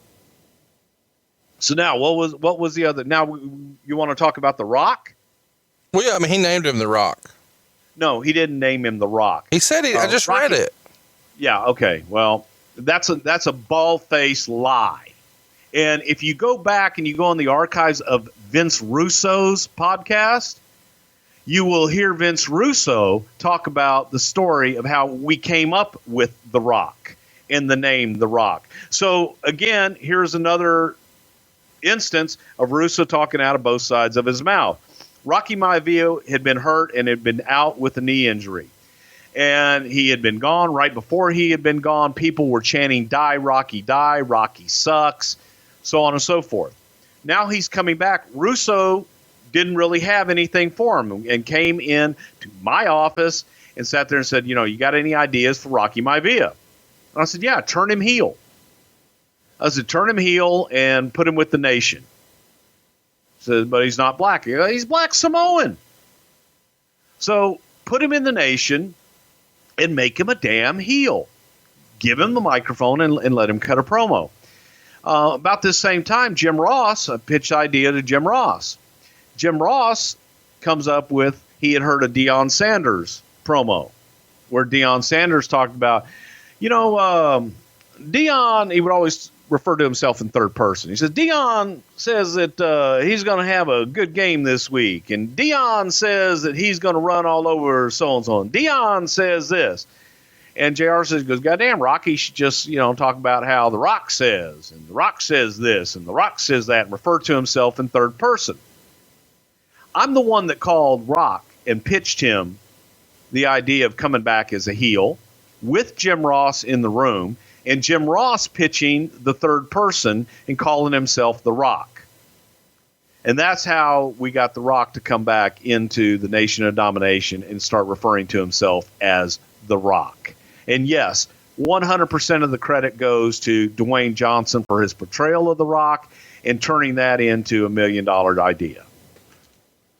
Well, he also wrote about how he was the person to see something in Austin 316 when nobody else did. After King of the Ring 96. Now, to be clear, he's not saying he gave Austin the line or taking credit for the promo, but he did say he was going to make it a featured part of the WWF magazine after it happened. He wrote, excited that I was onto something, I took a mock-up of the cover to the television studio to show Vince. I remember this like it was yesterday. Vinnie Mac said, what does Austin 316 mean? I said, Austin said it during his King of the Ring promo. It's going to be huge, Vince. Vince said, I don't get it. Change it. Do you understand how much money that short phrase Austin 316 has made Steve Austin, Vince McMahon, and Titan Sports over the years? More money than you and I will ever see in our lifetimes. Yet at the time, Vince couldn't see it. Is that how you remember seeing it go down, Bruce? Oh God. I remember sitting in Vince McMahon's office after, well, actually, first of all, I remember after King of the Ring and coming to TV after that and seeing all the Austin 316 signs and Vince McMahon just being blown away by the fact that people were so into this Austin 316 thing. So subsequent to that, we had Austin and Sid, and it was a meeting with myself, Vince, Jim Ross, and might have been Jim Bell or somebody else, the merchandise guy in Vince's office. And Ross and I were fighting for an Austin 316 shirt, just simple Austin 316. I've told this story before about at the time, the WWF, and, I've talked about it with their T-shirts. A lot of time it had an image of the wrestler. And just thought, man, that's not cool for a guy to wear. An adult male isn't going to wear a picture of another guy on his shirt unless it's one of my shirts. But we pitched Austin, we pitched Sid's eyes, and we pitched a few other things in that. Obviously, Austin 316 is what took off. But that was Austin's line, that was Austin's deal, and it was just a gamble that worked. But everybody, probably with the exception of Vince McMahon himself for a while, felt that Steve Austin was the next big thing. And I'm going back to when we brought Steve in to sit in Vince's living room and eat chicken with mustard, we thought Steve Austin would be a huge star for the company. Vince didn't see it because he had a Texas accent. Well, there you go. Russo wrote about Goldust. I was with Kevin Dunn over at the TV studio when Vince conferenced us in on a call. He told us he had an idea for Dustin Rhodes, a new character named Goldust. Vince described Goldust as an eccentric individual straight out of Hollywood. Goldust would recite lines from movies as well as put every situation and opponent into a Tinseltown context.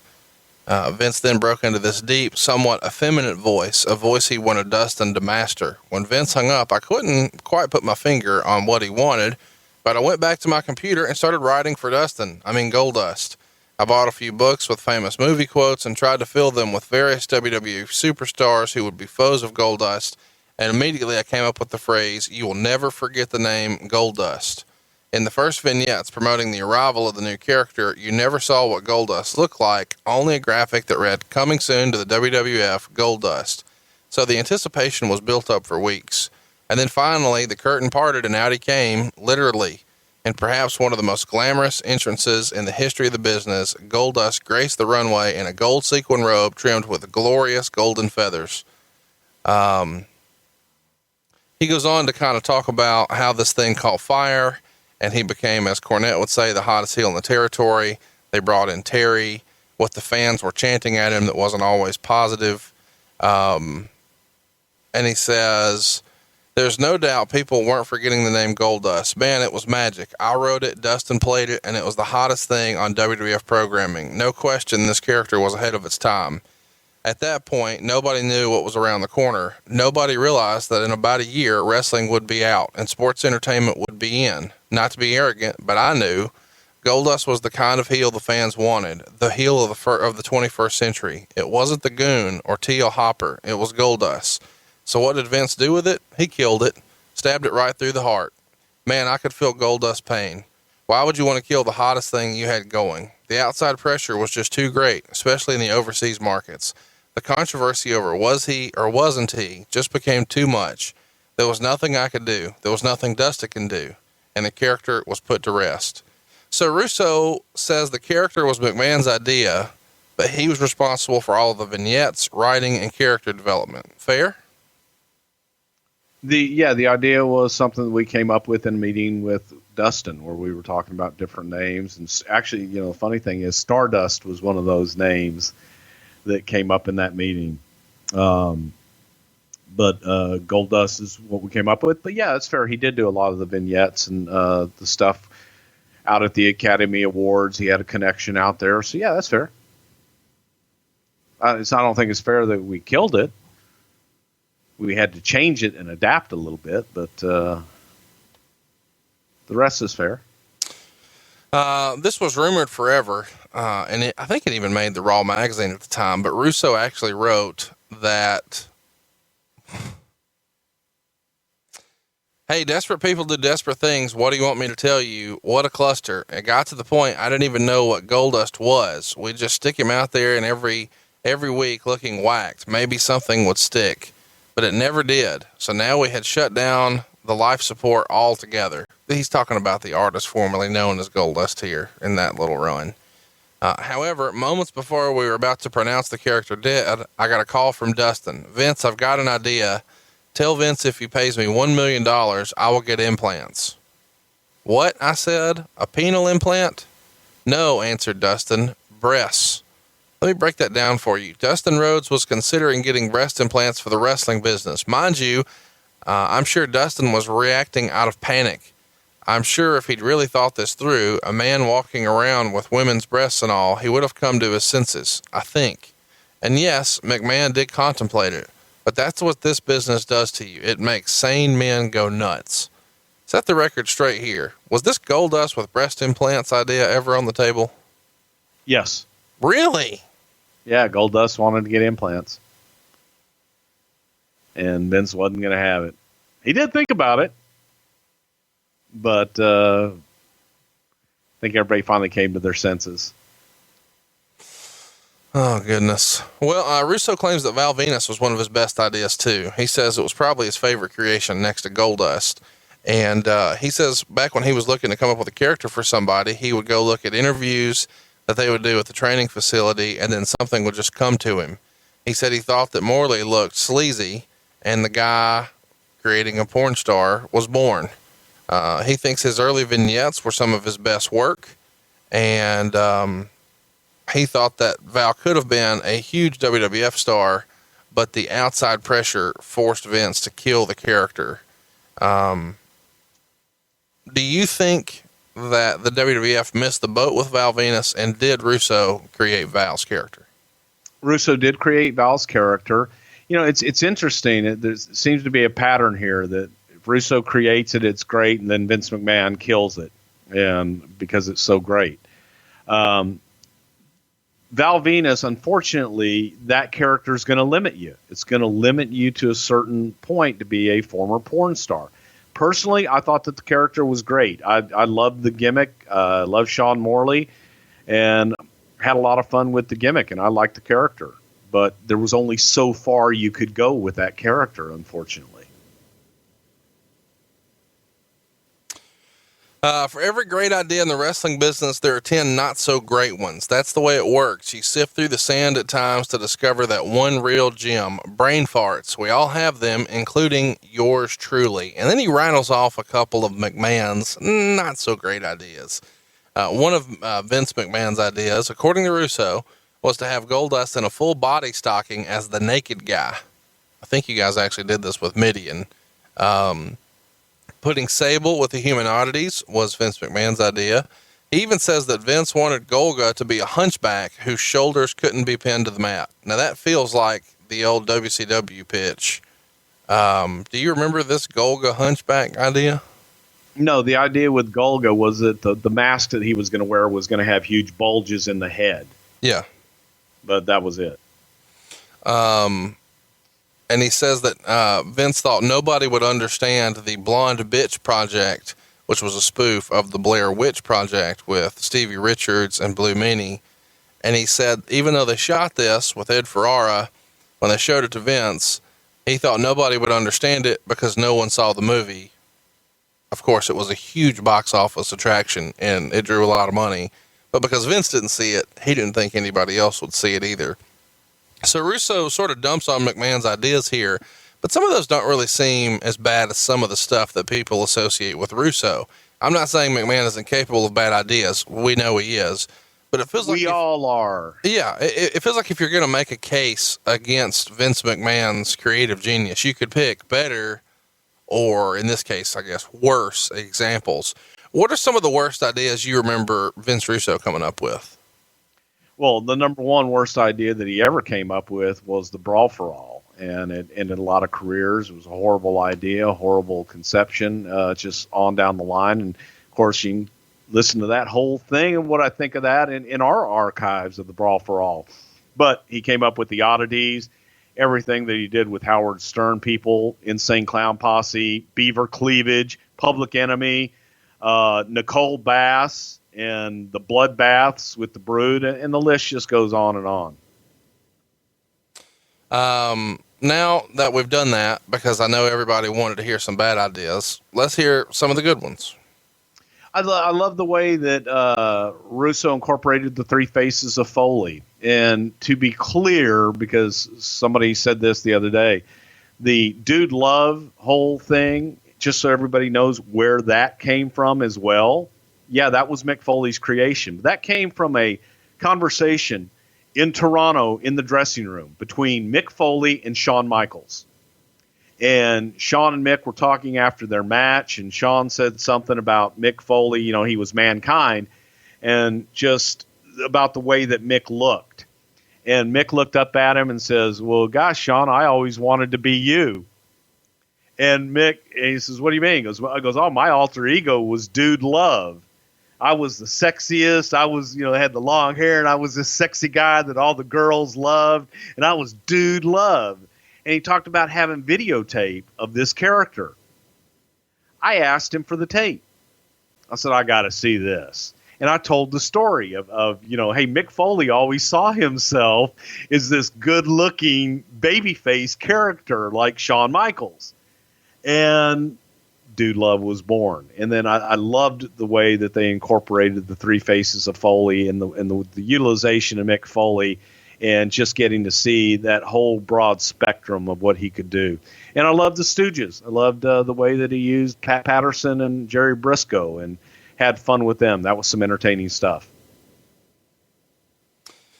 Let's talk about just philosophies for a minute, because I feel like Russo, there's a lot, we're talking good, bad, and ugly here, of course, but Russo really didn't value the in-ring work as much as the Gaga stuff. He wanted to focus on the promos and the storylines.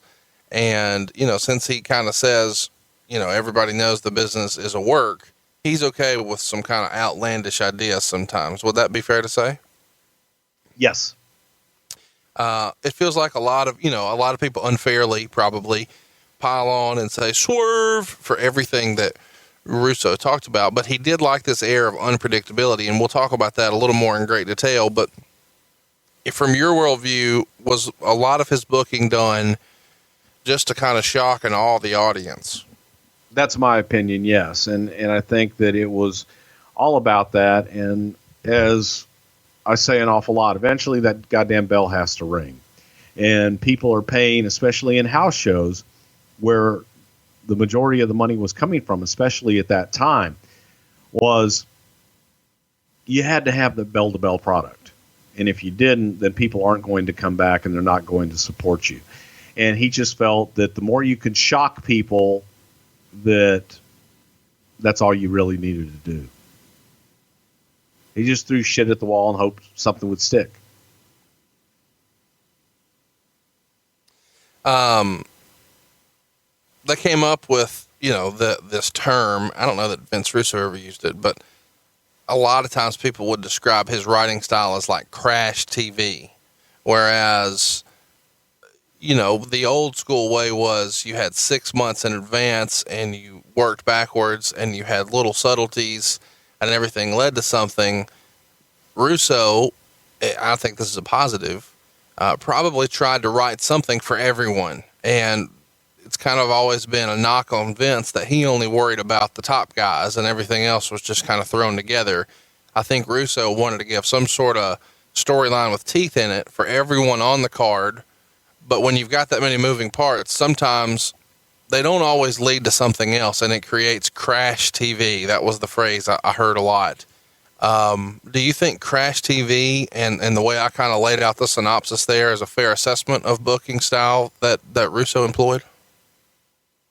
Yeah, it's fair. I think that, crash TV, we used to call that episodic television back in the old days. But his way of doing crash television is you'd be right in the middle of something and you just crash to break and you don't know what the hell happens, and you come back and maybe you'll find out on down the line. Sometimes you don't.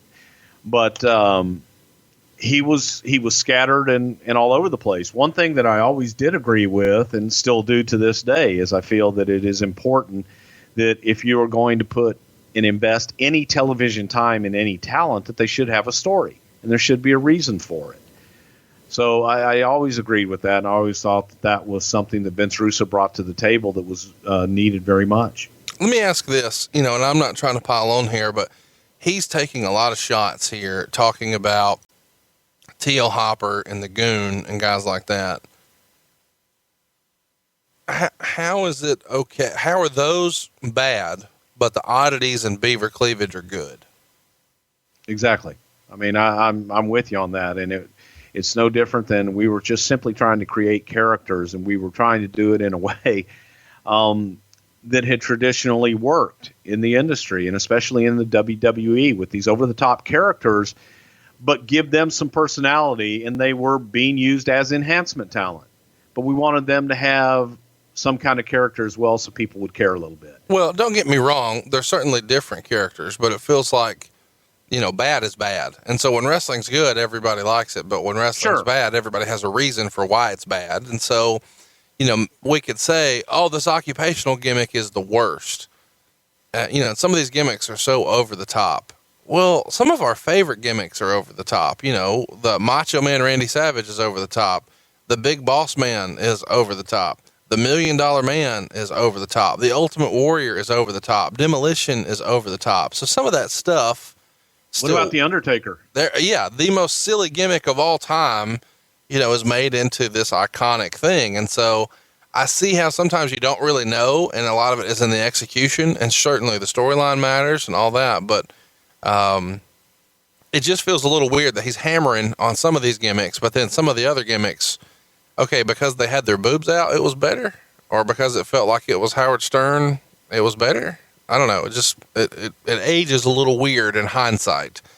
Go ahead. And the funny thing about all of that is that, he would claim to be hip, and he would claim to, have his pulse on what the hell was going on. But if it was outside of Howard Stern, he didn't know. And it was always funny because The Godfather is an example I always loved to use, because Godfather would go out and he would talk about the hoe train, but he would always talk about rolling a blunt and light this fatty for this pimp daddy, and a lot of drug references, marijuana references. But Russo and McMahon both, neither one had any idea that they were drug references. Now, I'm sure Russo knows now, since he likes to smoke his pot on his podcast all the time. Not throwing stones there by any stretch of the imagination. But at that time, neither one of them had any idea what the hell a blunt was. And we used to just shake our heads going, they don't even know what the hell they're saying. So that was always kind of funny.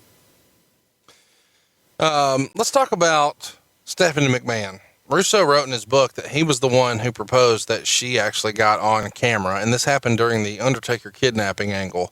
He wrote, after days of trying to convince Vince, he caved. He gave the green light, and Stephanie McMahon was suddenly appearing on television.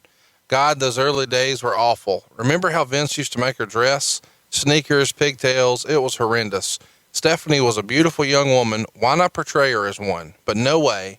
In Vince's eyes, she was still his little girl, and she was going to dress, speak, and act the part. Act like a McMahon. Stephanie was good. Like her father and brother, she was a natural. No disrespect to Linda, she could use a few lessons. I was so proud of Stephanie. To throw her out there and have her perform the way she did, what a bonus for the company. So we have Russo to blame for Stephanie being on TV. Is that right? Yes and no. You're going to laugh at this one. The very first person, and he'll probably cuss himself for ever suggesting it. The very first person to suggest using Stephanie McMahon as a character, you want to guess? No. Goddamn. Oh my gosh. What in the fuck? Why in the hell are we not using this goddamn Demi Moore looking goddamn? He had a few other choice comments that I won't make. Why isn't she goddamn on TV? Holy shit. And then Russo parlayed that into getting her on TV. But Cornette was the first one to think, like, she should be on TV.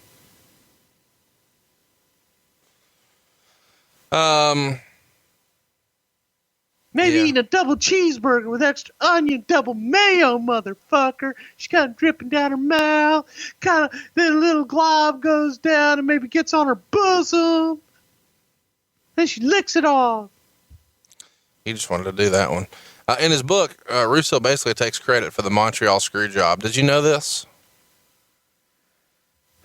This too is Russo. He says I've never read his book, so all this is new to me. He says he was in a meeting at Vince's house the week of the show, and everyone was on pins and needles as Vince and Brett were making phone calls and faxes back and forth, negotiating what Brett would or wouldn't do with dropping the title.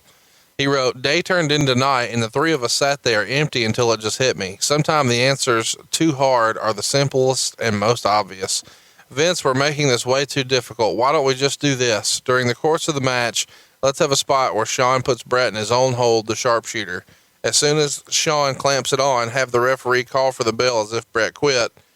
Thus, a new WWF champion. Vince pondered the idea and then ended the meeting shortly thereafter, but there were still 3 days away from Survivor Series. Of course, we all know how this went down now.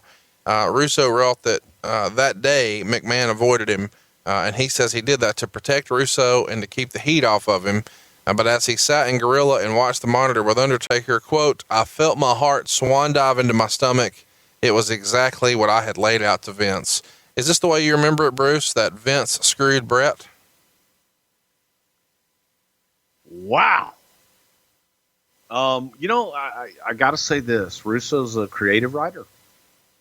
No, that's not. I don't know if he might have suggested something like that during the week at any time, but as has been documented by Shawn Michaels, Bret Hart, everybody involved in the damn thing, that, there are very few people that knew. And the whole getting Bret into a situation was come up with the night before the match. And then when they were going over the match, when Bret suggested that Shawn put him in the sharpshooter, that was where they came up with the idea to do it in the sharpshooter. And it was done. But it was born that day, that actual spot. So, no one went in there, and it was something that Jerry Briscoe had worked with Shawn on the night before, and a whole litany of other things. The other part that is 100% completely false, neither Vince Russo nor The Undertaker sat at gorilla position for that match. I was there by myself with Owen and Davey Boy. That's just another lie. I'm glad you brought up... Simply not true. I'm glad you brought up Owen, because Owen was clearly distraught after they screwed his brother, and Bret was calling him, telling him that they were going to disown him from the family if he didn't quit. But Owen had gotten, loyal to the WWF and was given a raise and was not probably going to be eligible to leave. So Owen needed to turn to somebody to smooth over his relationship with his brother Bret. And the person he trusted the most to confide in here is Vince Russo. So Owen asked Russo to call Bret a few days after the show to smooth it over for Owen to stay. And Russo wrote, "Even though I never lost 1 ounce of respect for Bret Hart during the entire fiasco, he saw me as nothing more than one of Vince's henchmen. Thank God he had no idea the screwed finish was my brainchild. But I had to make the call. I had to do it for Owen. Saying all I could say, I apologized to Bret, telling him I knew he would never understand." But before I hung up, Bret said to me, "Vince, you know what I felt like doing the next day? I felt like showing up at the building with a gun and blowing people away." Does this seem far-fetched for you, Bruce? Yes, it does. I don't even know what the hell to comment on that. That's just... I've really tried to be fair, but so much of this is delusional. It really and truly is. I'm glad I never read his book. Well, had you read his book, you would know that Russo created the Mr. McMahon character. He wrote, "After things settled down a bit, we had a meeting before Raw to discuss the situation. Everybody in the room wanted to bury it under the mat. Let's forget about it and move on. Yeah, let's get back to wrestling." I couldn't believe what I was hearing. At this point, we were still getting hammered by WCW. Bischoff and the NWO were running rampant, and these bananas wanted to sweep the hottest thing we had under the rug? No way. So I spoke up and basically said, "Wait, are you guys nuts? This is all everybody's talking about. We've got to go with this." I could see Vince listening and thinking and listening, and then he spoke. "I agree. We need to take advantage of this." Thus the infamous "I didn't screw Bret, Bret screwed Bret" sit-down interview with Vince McMahon that aired on Raw. Sure, some understood, while others didn't have a clue, but those watching were intrigued. They knew there was something going on, even if they couldn't quite understand what. Regardless, they were tuning in to find out. We had them. Man, looking back, what a historic moment. Does Russo deserve the credit here for the Mr. McMahon character, in your opinion, Bruce? I'm trying to figure out where Russo was during any of that time, since that entire trip and the entire whole entire time, it was either me, Briscoe, or Shane with Vince that whole time. It was, we never left his side. And then Jim Ross with us traveling back when we went back to the States. The only thing that I ever remember anybody saying to Vince was for him not to come into the office, that JR felt that it was unsettling because Vince had the big black eye and his he just felt for the office that maybe Vince go home, go see the doctor because he was having some vision problems, and then come back the next day. But Vince McMahon, being Vince McMahon, wanted to, God damn, I'm not going to let him think that I'm running. And it was Vince McMahon who wanted to address it and felt that he had to, because he felt that WCW was going to get their shit out on the other side, and felt that he had to be in front of it on Raw and get his story out. Well, I'm glad that Russo stepped in, because he says that before he started helping write TV, the last show before his involvement was a 1.9 rating, one of the lowest that Raw had ever received. He says, so I guess you could say there was nowhere to go but up, and up we went. You can read all you want about creative teams and booking committees, but during the time I was writing with Vince, those were fictitious teams. There was no team and there was no committee. It was Vince and I, period. To this day, McMahon might not even admit that. For his own reasons, he wants you to think a group of writers gathered in a room every week to write TV. Well, maybe that's the case today, but back then it was just us, and the process worked like this. After we arrived home from Raw, I would work on all 11 segments for the following week's show on my own. I would look at our roster of players and make sure that everyone was involved in a storyline or angle. This was quite important to the process because at the time, all Vince cared about was the top 4 guys and what they were doing. My philosophy was the top 4 guys weren't going to be around forever, so we need to start building for the future. And that's how it all began. Me, my brain, and a computer. Once I had outline of the 11 segments, I would go to Vince's house the following day. Then I would pitch the entire show to Vince, and we would add his ideas. That usually consisted of a 10-hour day, just Vince and I sitting at his dining room table. I think this is where we complemented each other so well. I would just hit Vince with the big picture, and he would fine-tune it. Regardless of what has been said or what you may think, Vince hardly ever made drastic changes. He more or less went with what I had, adding his 2 cents to make it better.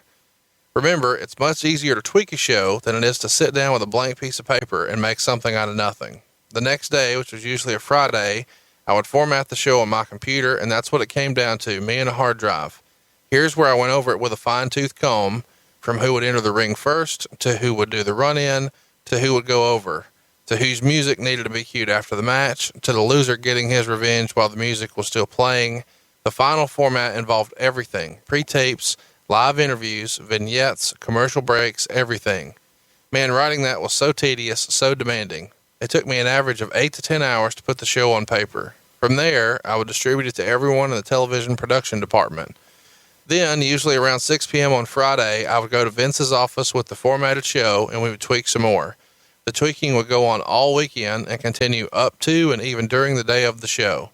But in reality, when we arrived to the building to shoot Raw, the show was 95% done. Vince and I used that system for the good part of 2 years, and I must say, it was magic. Bruce, is this the way you remember it going down? You weren't involved in any of this. Neither was Cornette or anybody else. It was just Vince and Vince at his dining room table.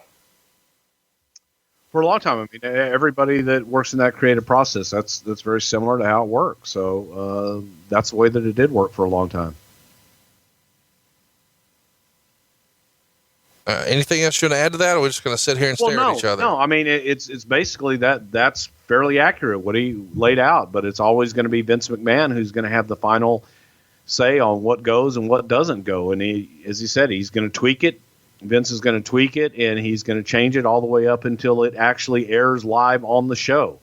But for the long time, and what Russo doesn't realize is that McMahon also, still called JR, still called me, and whoever the hell else that he called for ideas that would contribute in that. We all had access to the... But you just weren't at the dining room table, you're saying? No, we just weren't at the dining room table, no. Do you believe that maybe McMahon thought Russo works best when he feels like it's just them two and there's no other outside influences? That's fair to say, yeah. Do you believe that this is what people mean when they say that McMahon was Russo's filter? Because he would bring him the ideas, and then Vince Russo prefers the term fine tune or throw his 2 cents in. Other people would say Vince was the filter.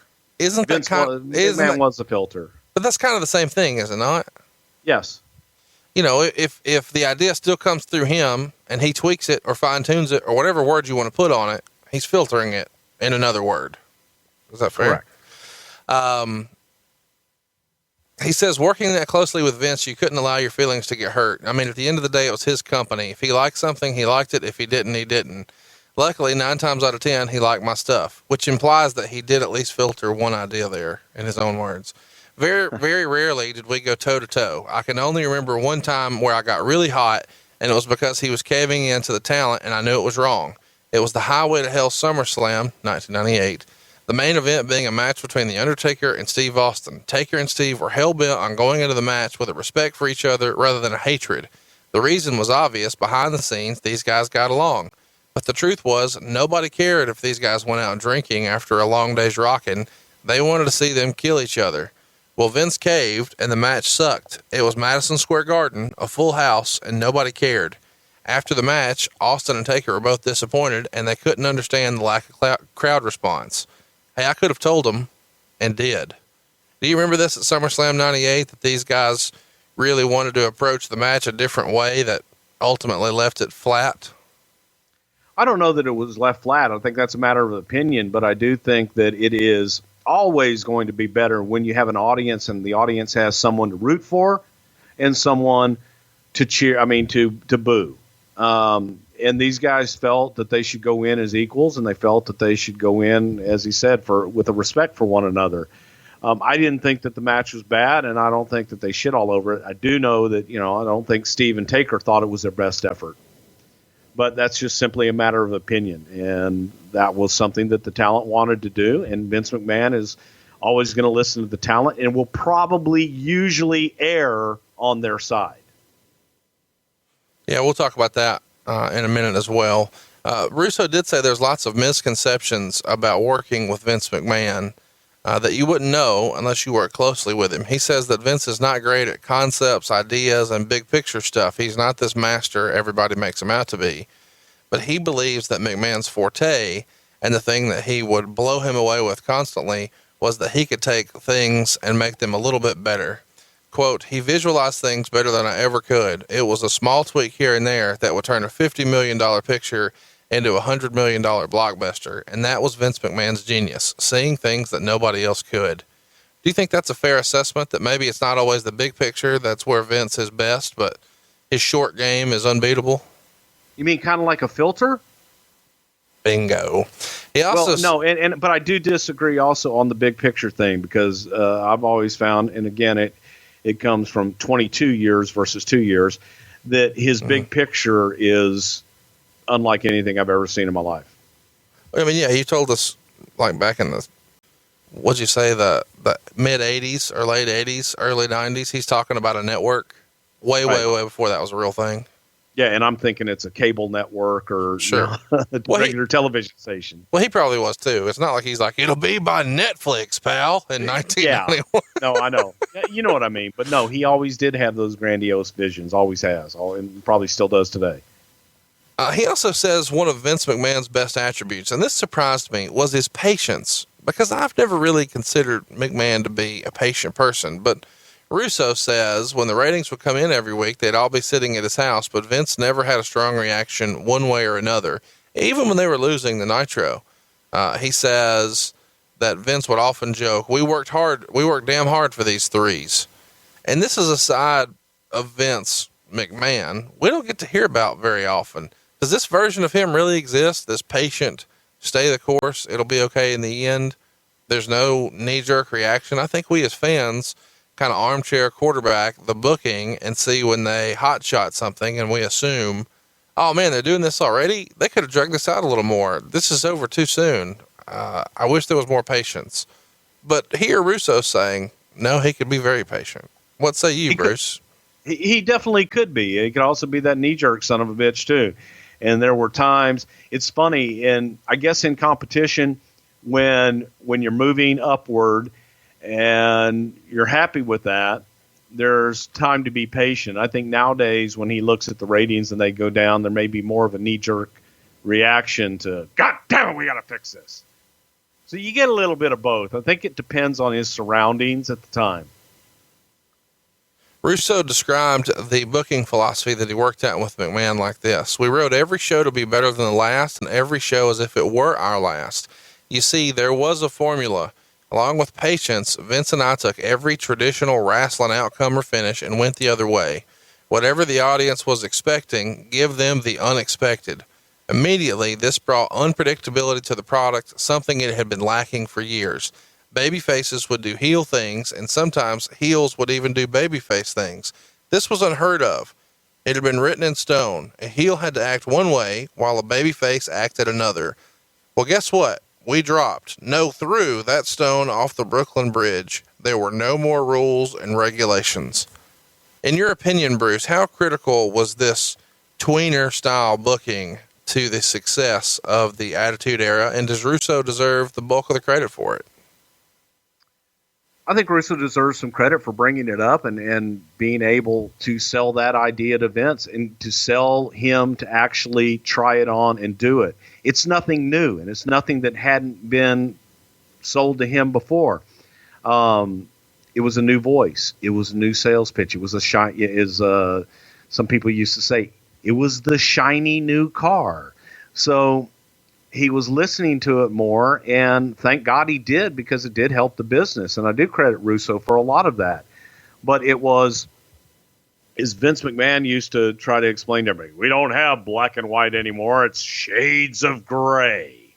So the idea was that, that babyface could have more heel tendencies and vice versa. But the idea was to be unpredictable and to have must-see television. I think that eventually, which I'm probably getting ahead of myself here, it got to be the point of everything being a swerve, which after a while, your unpredictability is predictable. Predictable, yeah. One of the things I noticed in his book is that Russo, when he wrote this at least, was very hung up on credit. And he comes off like, I don't know, a man in conflict somewhat. Here's an example of what I mean. He wrote that it turned his stomach to see Shane McMahon on Bite This, and the internet host there asked, how do you feel about Vince Russo taking all the credit for the success of the WWF? He says that really hurt because he had never taken credit for the success of the WWF, but he was put in a situation where a lot of good things happened at the same time. He says a lot of his success could be attributed to Stone Cold, but on the other hand, here's where I want to quote, "Please don't tell me it was a group of writers who were responsible for the success. After my departure, the PR mannequin at Titan Sports said, Vince Russo was one of the team writers, blah, blah, blah. I have no reason to lie to you. There was no team. It was me writing a show, first alone, and then with the help of Ed Ferrara, former Hollywood television writer, who was everything I wasn't. He could spell and use much bigger words, and handing it to Vince. So yeah, I'll give others credit all day long, but give me my props too." I feel like this is kind of a weird situation where he doesn't want anyone saying that he's taking all the credit for the success, but then he says his success is because of Stone Cold, which he is calling his success. And then he's saying, don't say it was a team of writers. It was just me. So either I don't want the credit or I do want the credit. Do you remember this credit conversation becoming a topic at any point while you guys were both there? Yes. I remember Russo coming into my office one day, and I remember him pointing at his head. All this stuff is coming from my head. It's all my head. And he had a huge ego. You have to have a huge ego to be in this business and be successful. But you're quoting from his book where he says that I don't take credit. I don't want any credit. I never did any, I never took any credit for that, but I should get all the credit. What do you want me to believe here? It's hard because depending upon which way the wind blows is what you're going to get from it. He talks about how after WrestleMania 14, Vince McMahon gave him the order to mirror Steve Austin 24/7, that he was his priority and he's to be there for Steve at all times. Nothing else is as important. And he says that's what he did.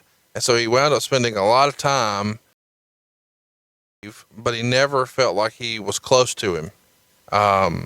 He didn't think that Steve would let anybody in, and he had kind of gotten accustomed himself to just being business associates. Would you say that Steve was kind of standoffish with everyone and more introverted, or was there some sort of, newfound paranoia because he's the top guy, or is this just Russo being Russo? I think it's a little bit of both, frankly, but Steve is kind of a loner, and Steve likes to keep to himself, and Steve was, friendly with Jim Ross, and he was friendly with guys he was friendly with, but he traveled by himself and pretty much kept to himself. One of the things that Russo writes about is that he took great pride in the fact that he treated everyone the exact same, whether they were an underneath guy or on top. And he felt like he did that with Steve Austin, whether he was the ringmaster or Stone Cold. Do you think a lot of the credit for Russo's success comes from him being able to treat everyone like a top guy and involve everyone in storylines and kind of not being dismissive of underneath guys? Or is that just a Russo narrative? No, I think that that's fair. I think that Russo did treat everybody the same and tried to do as much for he tried to do something for everybody on the roster, tried to make everybody on the roster mean something. Let's talk about Vince kind of caving to talent, because it comes up a lot in Vince's book. He wrote, and maybe with the exception of Shawn Michaels, nobody could make Vince cave like Austin. If Steve didn't like it, whether he had a valid reason or not, Vince would change it. I once got into an argument with Vince, telling him no one star is bigger than the WWF. Hogan wasn't, Shawn wasn't, Brett wasn't, and Austin wasn't either. But Vince never listened. He would cave anyway. In your opinion, did Vince cave to the top guys too often and to the detriment of the company overall? I don't think it was to the detriment of the company, but I do know that Vince would often side and err, as I said earlier, on the side of talent, because the talent is the one out there performing and having to feel it. And if they're not feeling it, it's not going to work. And they're not going to do it as well as if they have something else that they're feeling is going to be better. So you have to go with the talent's gut a lot of times. And I don't think that it was to the detriment of the company at all. Russo wrote his biggest regret in his book. He wrote, I don't think hanging the Undertaker from a symbol would have made Jesus too proud. I did a lot of things I'm not proud of now, but lowering the Undertaker on a cross is the biggest regret I have. Bruce, do you regret that angle? Well, it wasn't my angle to regret, but I wasn't crazy about it by any stretch of the imagination, nor was I crazy about the hanging of the Big Boss Man either.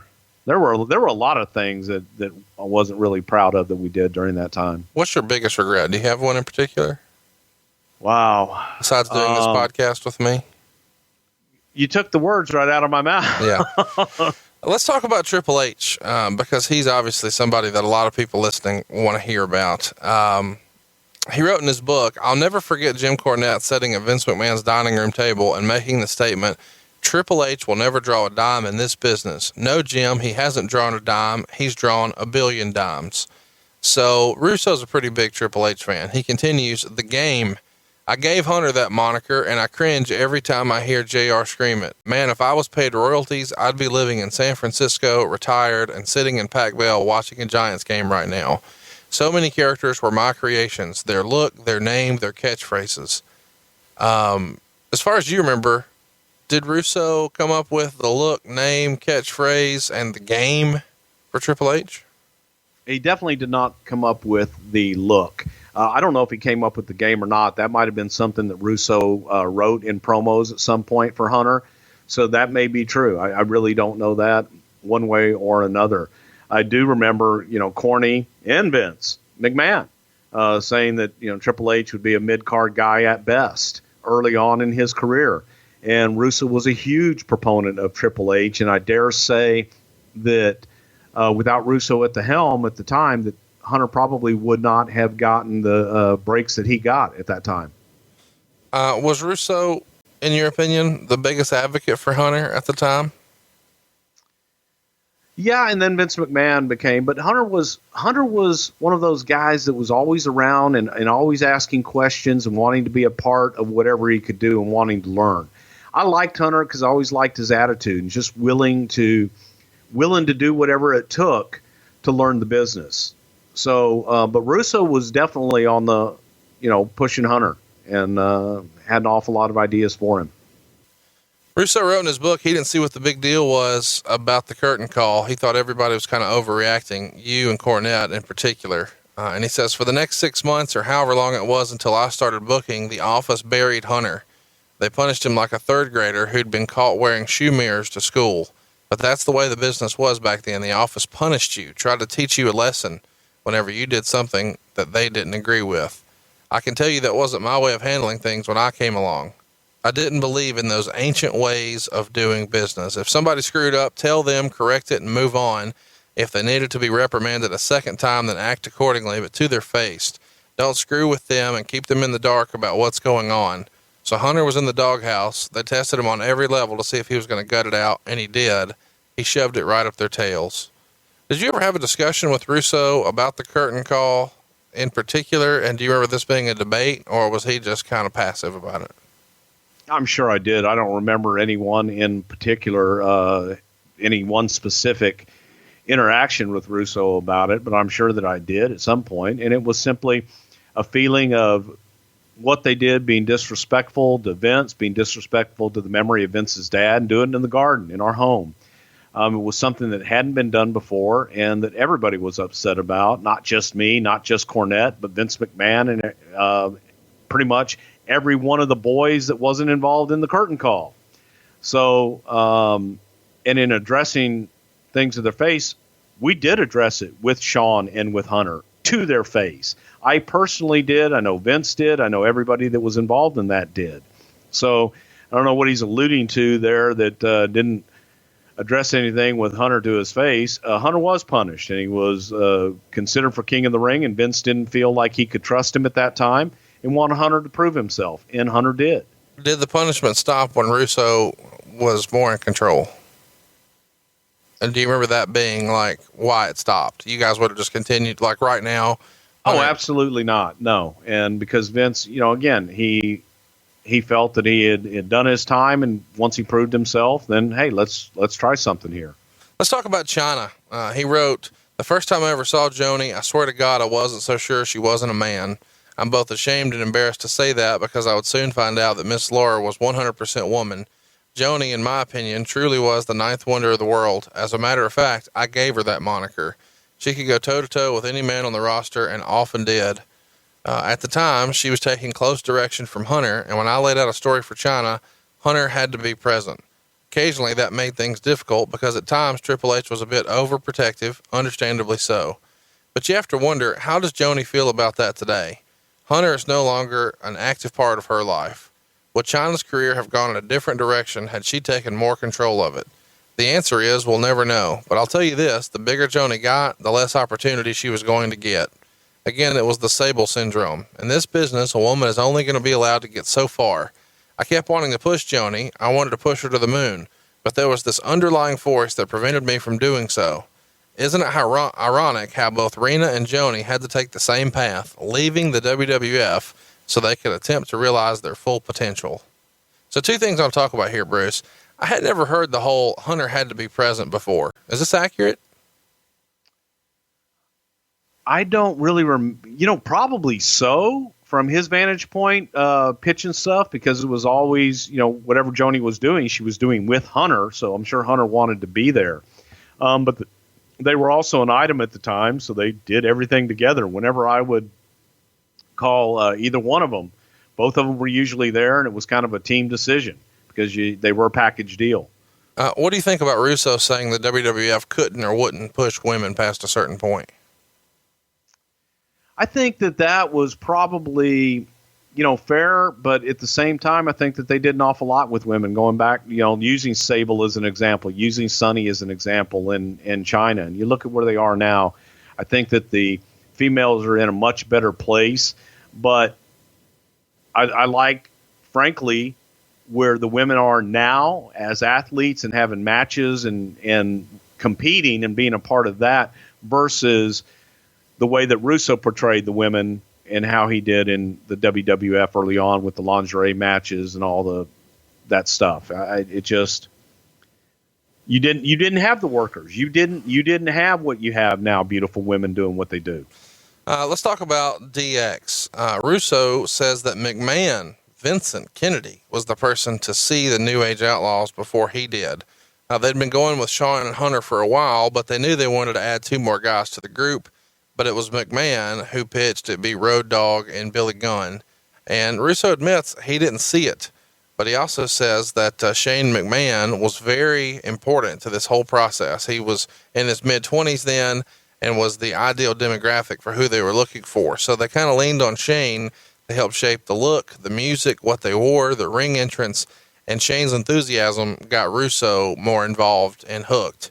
He also says that the "Suck It" $1 million motto was never actually planned. Shawn was on his way to the road, on his way down the ramp one day, and kept doing the "Suck it, suck it, suck it" while chopping his crotch to the left and right. And it just stuck. And so they ran with it and it became a thing. And at one point, of course, I think this is out there, Hunter and Shawn were a little skeptical about putting Billy and Road Dogg in the group. But then of course they got themselves over and, history was made. One of the better gimmicks in the history of wrestling. How much success do you think, DX is just responsible for just organically on their own? It feels like a lot of this stuff. I mean, Brian James on the stick just gets himself over. Shawn on the way to the ring doing the "Suck It" thing and that blowing up. This just doesn't feel like a sort of a master plan. And it just kind of organically became a big deal. Would you agree with that? It did become a big deal, but let me correct a couple of things here. First of all, the guys that brought Billy and Road Dogg to Vince's attention was Shawn Michaels, who saw those 2 guys. They were singles. One was Rockabilly and then, Jesse James. It was Shawn Michaels who brought them to Vince and wanted them to be a part of DX and felt that they would be a great team together. On the Shawn Michaels going down and doing the "Suck It, Suck It" thing, that's the infamous promo where he wore the short shorts and with the banana shorts with the sock in it, and everything. And after all was said and done, and Vince McMahon was livid over the whole thing, JR was livid over the whole thing because Vince wasn't at that particular television taping, and Vince fined Shawn and so on and so forth. That's where Vince McMahon coined the phrase "attitude," because Shawn, in his defense, was like, "Because I got attitude, you're gonna find me for blah blah blah," and that's where Vince. I'll never forget Vince coming back to us. "That's attitude. That's what we need. We need more attitude." And so that's kind of where that came from. Well, I'm glad that you mentioned this because without explicitly saying so, Russo takes credit for branding the word "attitude" in his book. He wrote, "God damn! Fuck me running!"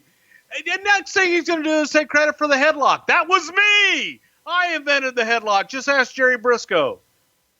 He wrote in his book, ironically, months before the WWF attitude was coined, I gave Vince a t-shirt that read, "Don't give me any of your attitude. I have enough of my own." And we did have attitude. So based on the story you just told, you agree Russo invented the branding opportunity for attitude? Yeah, Russo invented everything. Thank you. I'm glad we got this. Just a fucking genius. My God, I don't know how the hell that I don't know how the business as a whole has survived without him inventing all this shit.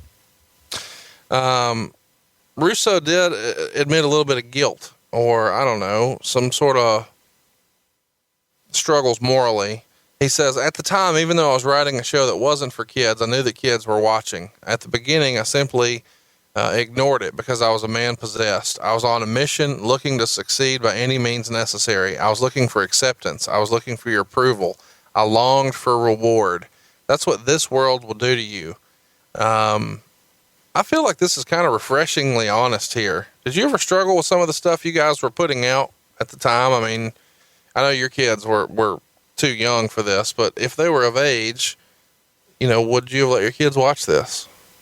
No, and I struggle with it all the time, but it's funny that now I guess he's become born again and he has a refreshing look at all this shit. But it was him that was writing to the 12 to 14-year-olds saying they want to be cool. They're watching this, and this is what they want. They want the adult entertainment. They want the TNA. So you got to write. He was writing to kids, and he knew it. Let's talk about Sable since we're talking about that. He does take some credit for Sable and admits he was smitten with her. He even says that whole fully loaded 1998 bikini contest where Sable had the handprints painted on her, it was actually Mero who pitched Russo the idea, and Russo greenlit it because I just love him for being honest about wanting to see her gimmicks. Anyway, here's what he wrote. One night I was out in the arena during a live Raw show, and Rena Mero came out to promote the new WWF cologne. Without saying a single word, Rena got the second biggest pop of the night, only behind Stone Cold Steve Austin. That week, I told Vince we had to do something with her. She was already on fire, just promoting the WWF inflatable chairs. So I laid out a plan which would bring the ladies title back to the WWF, with Rena eventually becoming the champion. I knew she wouldn't know how to work, but I also knew that she was a workout fiend and could learn in a hurry. But the plan was to only have her wrestle occasionally. It was more important for her to carry the WWF banner and maybe getting us through doors we couldn't open right now. Cough, cough, Howard Stern. Vince told me to call Rena and pitch it. If she agreed, we'd go for it. That night, I called her and laid out the story to both her and Mark, her husband, Mark. Rena was flattered that we'd come up with this elaborate plan for her, and she agreed to do it. In the months that followed, Mark taught Rena how to work, and just as I expected, she picked it up with ease.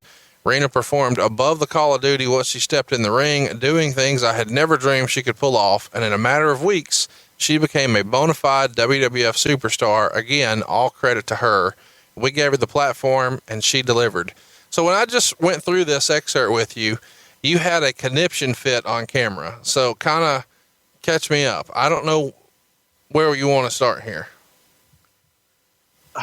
Just going back to the reaction, there was an instance somewhere in the night where Sable had gone out early on and exchanged a look with Steve Austin, and I was sitting with Vince McMahon, and he was like, "Oh boy, there's something there." And that was kind of the spark that Vince McMahon was infatuated with Sable from day one and had always wanted to do with her. Now, Russo was definitely infatuated with Sable, without a doubt, and he did an awful lot of things with her. And I dare say that he did more than anybody else probably would have at the time. But just that one part, that was just the part that got me, where he saw it. Now, Vince McMahon saw it from day one. Cornette had a conniption fit because he couldn't stand her.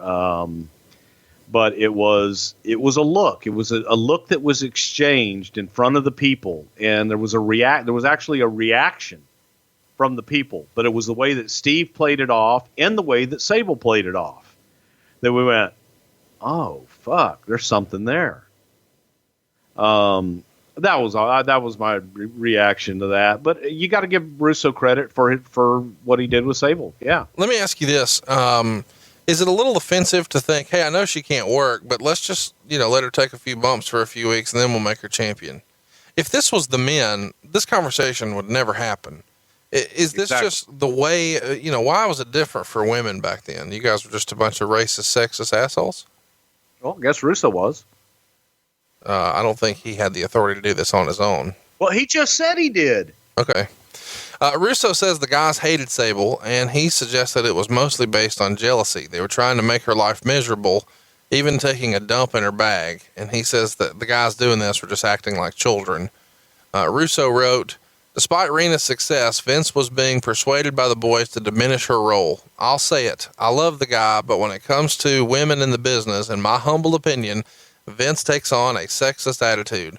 In his world, women are only going to make it to a certain point, and then they're going to get chopped back down to reality. That's just the way it is. It happened with Sable, and it happened with Chyna. Behind that curtain, it's a man's world, and if you're a woman and they start cheering your name, start looking for another job. Due to all the childish politics and tension between Vince and Rena, it grew until lawyers were brought in. Eventually, the parties involved went their separate ways. I remember Vince being so proud, bragging to the boys that he had beaten Rena and Mark in a legal battle, and that the Miros were walking away with nothing. All I could think was, what are you walking away with, Vince? You just lost a property that was earning you cash on top of cash. But again, so goes the wrestling business. Bruce, I'm sure we'll talk about Sable at some other point in long form, but let me just ask the question the only way I know how.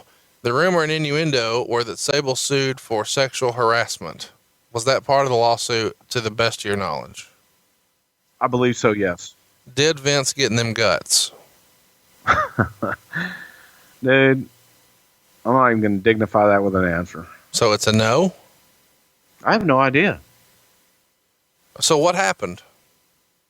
What happened with what? As far as the lawsuit? Well, as far as why did Sable's, I mean, she's on top, she's a superstar, and then she's gone.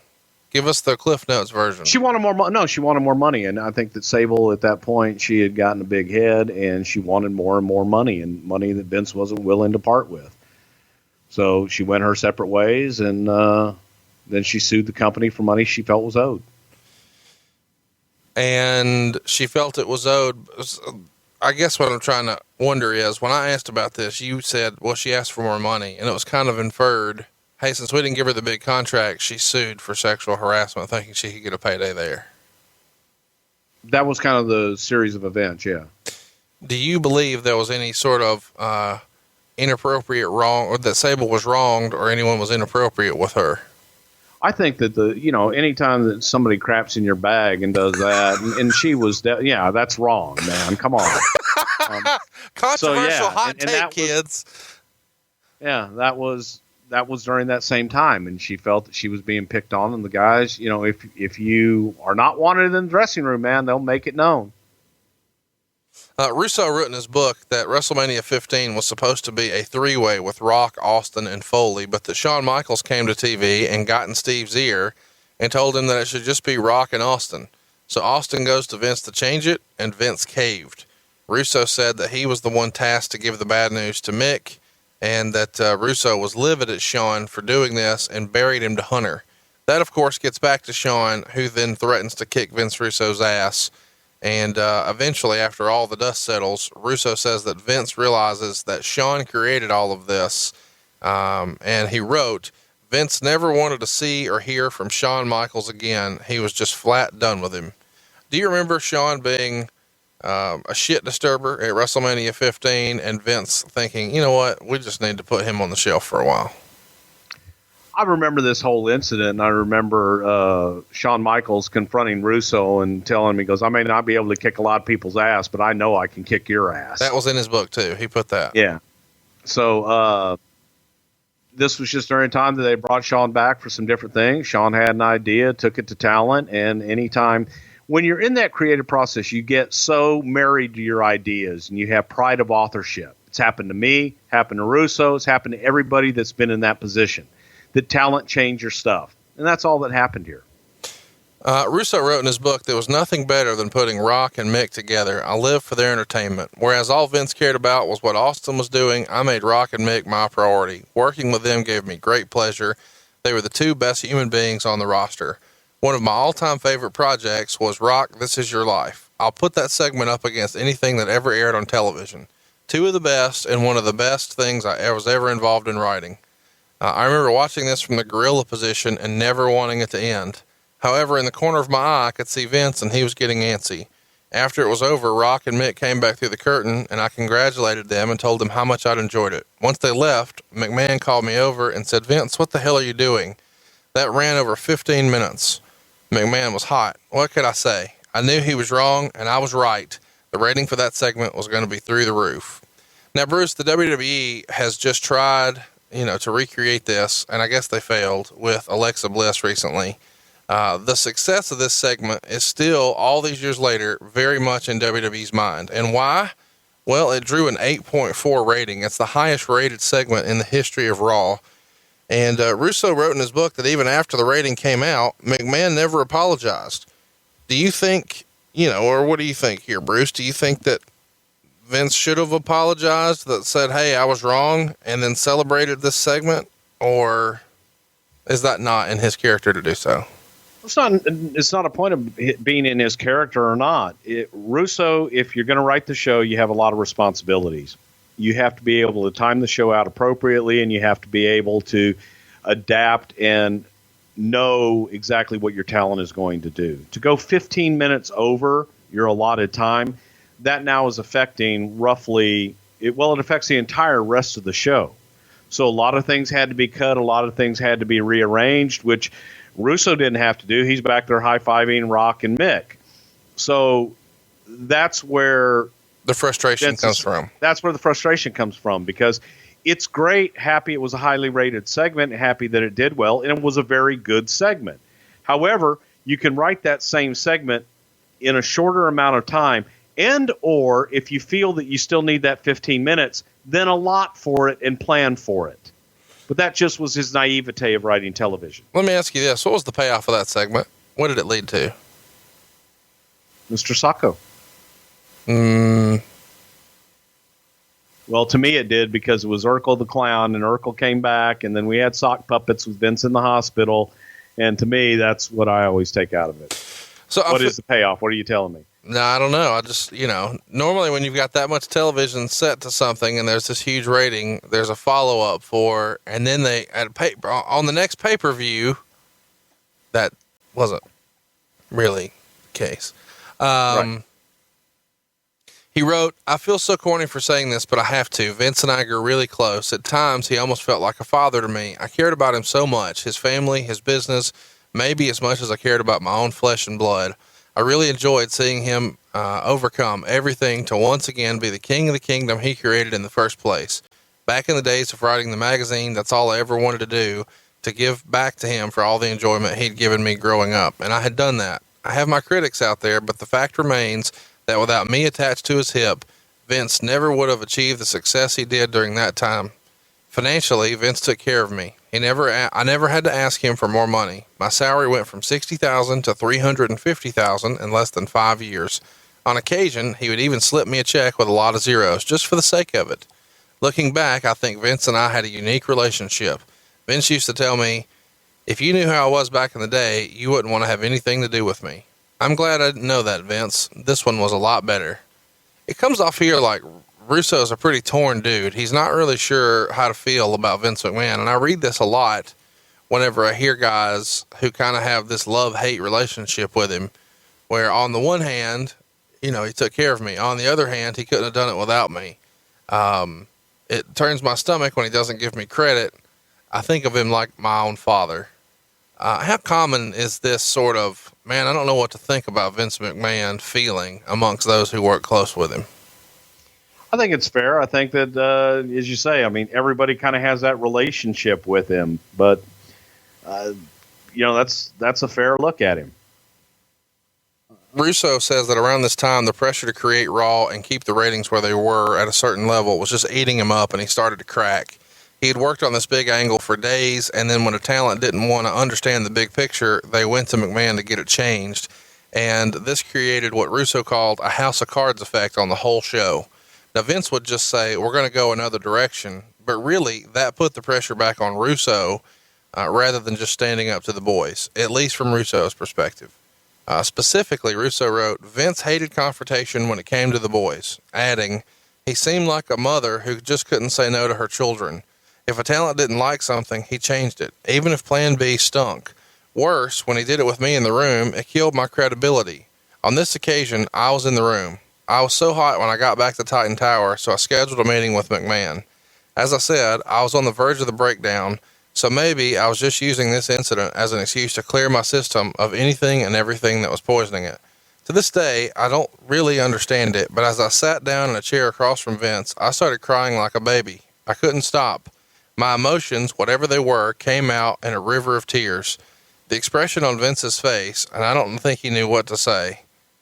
Inside, however, he had to know that perhaps the pressure of our success was getting to me, but Vince needed me to be strong, and he knew that he needed to treat me with kid gloves. After I laid everything out, Vince said a few words, but then ended his thoughts by saying, Vince, I love you. As soon as those words came out, I'm thinking two things. One, holy shit, this guy really does care about me. And two, is he kidding me or what? Why would he stoop so low to be so sappy as to make me believe he really does care about me? I left Vince's office not knowing if he'd been sincere. That's a shame, but that's what this business has done to me. You're always second guessing. You're always doubting. To this very moment, I don't know if Vince meant those words. Did Vince ever tell you about this breakdown, McMahon? I mean, it can't be common that he sits down with somebody and they just burst into tears. Wait a minute. You mean Vince Russo cried in a meeting? Move on. Well, no, I'm just being clear here in his own words, talking about crying in a meeting. Well, not with Bischoff, with McMahon. I'm just trying to be clear here. No, Vince McMahon never talked to me about this specific meeting that I can really recall. However, he did used to talk to me about trying to help Russo and kind of move him along and prop him up some. So this isn't uncommon. No, this kind of stuff happened all the time with Vince McMahon, and I believe that Vince McMahon was sincere and probably did love Russo and was very appreciative of everything he did for him. In his book, Russo gave the USA Network and Bonnie Hammer a lot of credit for the success of the WWF. He says specifically that Bonnie Hammer was sharper than Freddy Krueger's glove. She was so savvy, so hungry, and she knew what sold. The more we pushed the envelope, the higher the ratings got, and the more money Raw generated for the network, plain and simple. All we had to do was call Bonnie in advance. If she knew we were going to be walking a tightrope, just prepare USA for any phone calls that they might be getting after the show aired. As the ratings began to soar, USA would look the other way. Beautiful, baby, beautiful. That's how television should be. It's all about the numbers. Numbers equal money. I don't think that USA Network and Bonnie Hammer get enough credit for allowing you guys to kind of have some extra rope here. Would you agree? Oh, I agree wholeheartedly. And I think the Bonnie Hammer, she made her name on the WWE and WWE. Had a great platform in the USA Network, and Bonnie was a great partner. He talked about in the book that he really had a problem with the merchandise that the WWE was putting out. He felt like Vince took it too far. He wrote, Vince was making money hand over fist and getting in trouble perhaps by just wanting more. Merchandising was always the issue. I don't know. It just seemed like Vince never made enough money. When is enough enough? At the time, Raw had to be one of the most risque shows on television. Yet whether or not Vince wants to admit it, the WWF was marketing to children.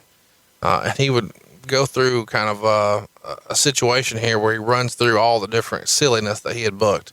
Sexual chocolate, exploring a transvestite, hacking off Val Venis' private parts, Goldust goosing his opponent. And then when you go to the drugstore, you see Steve Austin lollipops on the counter. I became so concerned I told Vince I wanted to sit in on merchandise meetings at Titan. Man, they hated me in there. There was one bald guy, I think his name was Stanley. He used to work on commission. This guy's trying to sell a license for everything and attempting to pass it off as if it weren't for children. Remember the Dan Aykroyd character many years ago on SNL? He portrayed a character named Irwin Mainway of Mainway Industries, and he used to sell questionable items to kids. One of the best sellers was the unforgettable bag of glass. Well, Stanley was Mainway. For example, the WWF slip and slide. Yeah, a bunch of 20-year-olds are going to get together, have a few kegs, couple joints, and have a slip and slide party. It's flat ridiculous. Remember Pogs, those small cardboard circles that children used to collect? How are they not for kids? How many males in their mid-20s play with Pogs? It was a joke, and I know the heat was going to come back on us one way or another. I got to say, I know he's trying to take the moral high ground here, but I found this to be, I don't know. I think Russo comes off very poorly here. He's saying he's not writing for kids, but if the company's marketing for kids, why don't you just write differently? If you feel some sort of morality issue, why not be the change yourself? It feels like passing the buck to me, Bruce. What say you? Exactly. Who wrote Choppy Choppy PP? Yeah. Who wrote Sexual Chocolate? Who wrote Meat? Who had Val Venis? So go look in a mirror if you want to find out, who's responsible for that. And I say that to Vince Russo. So, yeah. And the funny thing, he talks about the Dan Aykroyd character. He wanted to make me that Dan Aykroyd character is an on-air character. You would be phenomenal at it. It's a great idea. I know. I think I would have. So let's talk about this. The time that Russo invited Howard Stern's Whack Pack to Raw to join the Human Oddities. He says that Paul Bearer was near him in Gorilla and said, "Vince, you just slapped all the boys in the face." Coming from Bearer, that hurt. I'd always considered him a friend because he was always honest with me. Well, this time his honesty was slapping my bearded puss. But I knew that Paul had no idea how these freaks would help change the business and the success of the WWF forever. It was just another stage reshaping the industry. But that's how it was for me early on. Who is this guy and why is he doing this? There's no doubt that people were laughing at me at the beginning. There's no doubt that some wanted to kill me from the start. But at the time, I had to stick with my instincts. I just knew I was right. 2 short years later, the knives in my back were magically turning into pats. What did you think about the Whack Pack being involved in the WWF? And did you ever have a conversation with Paul Bearer about it? I hated the Whack Pack. I thought it was horrible. It was just a joke, and having to deal with them in the back was a huge pain in the ass, having people on crack and drunk all over the place. If that's what you want to portray your business and your creativity, taking someone else's idea and putting it on your show, I thought it was horrible. I didn't like it, and I thought it was horrible. Well, let's break this down. Those freaks would help change the business and the success of the WWF forever. It was just another stage in reshaping the industry. How did the Oddities and the Whack Pack change the business and the success of the WWF forever, Bruce? You're asking the wrong guy. It was terrible. It was just absolutely terrible. I guess maybe it changed it and it gave people an opportunity. It's something to point back to and say that was bad. Let's kind of zip along here. He covers in here that he doesn't deserve all the credit, but that everybody had a hand in the success of the WWF, from the cameraman to the pyro guy to Kevin Dunn's entire crew. Chris, David, Kerwin, Adam, Terry, Jen, and Sue, and a host of others, all the way down to Richie. He's talking about Posner, the magic guy. But he does say that he had heat with a lot of the boys, whether it was Goldberg or Hogan or Bradshaw or Bischoff or Piper or anybody else. And he says, quote, "You see, I got most of my heat with the boys when I told them what I felt was the truth about their characters to their face." What would you say to that assessment, that the reason he has heat is because he's honest? No, I don't think anybody ever had a problem with honesty. I think that sometimes that his opinions are what got him heat with people. Let's talk about that.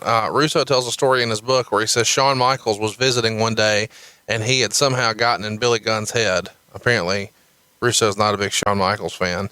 And when Billy said something Russo disagreed with, Russo told him to go fuck himself.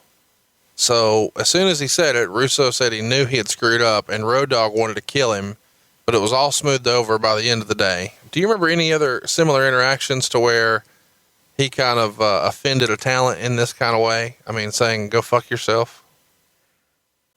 I don't know. That AJ Styles in TNA is the world famous, actually made AJ Styles say fuck, which AJ doesn't cuss. And if you know AJ, he's really against that, but actually had AJ throwing coffee at him and different things.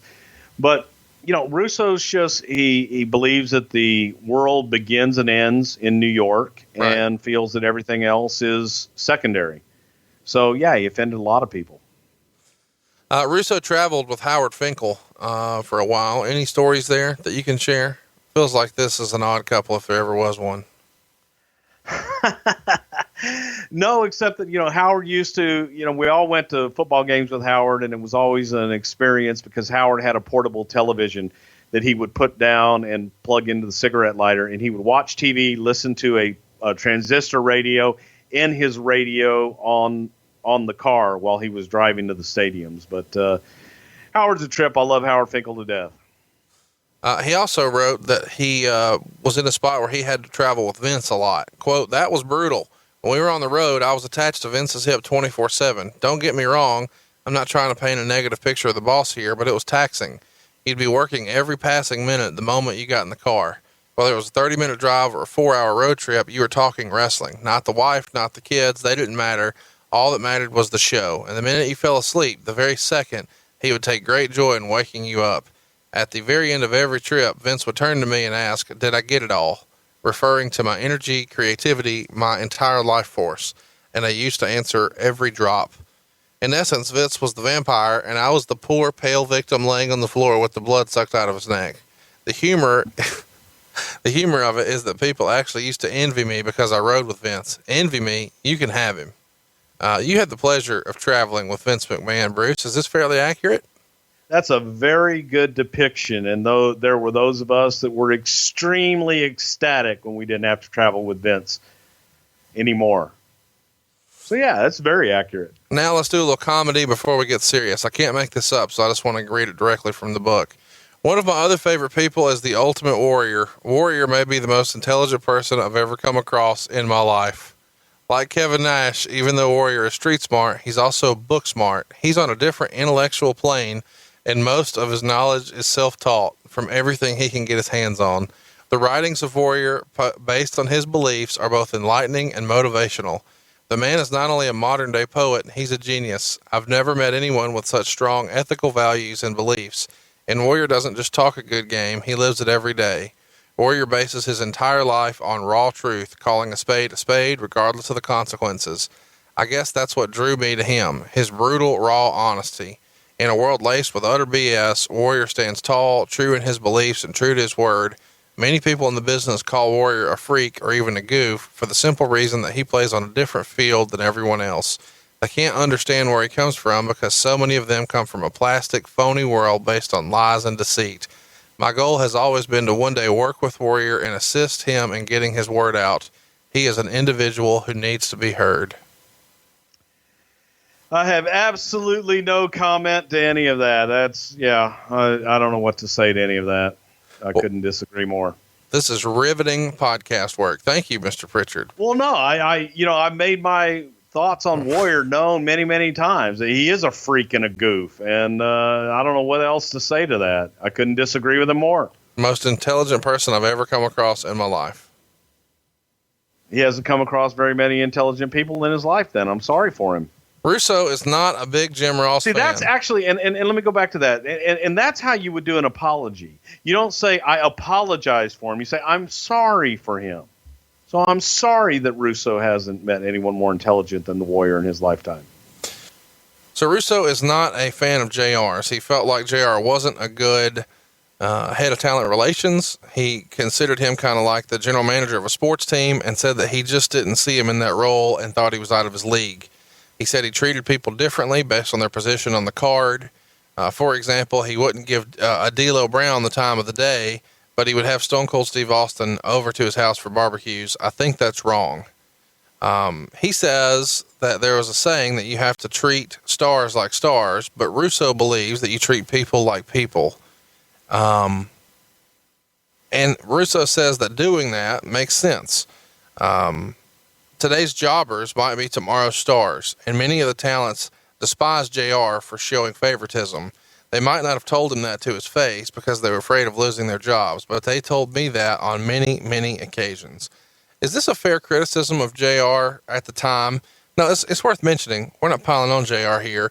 We're all going through this process together. We're all learning. He's writing about stuff that happened 15 or 20 years ago. But once upon a time, did JR make the mistake of treating people poorly based on their position in the company?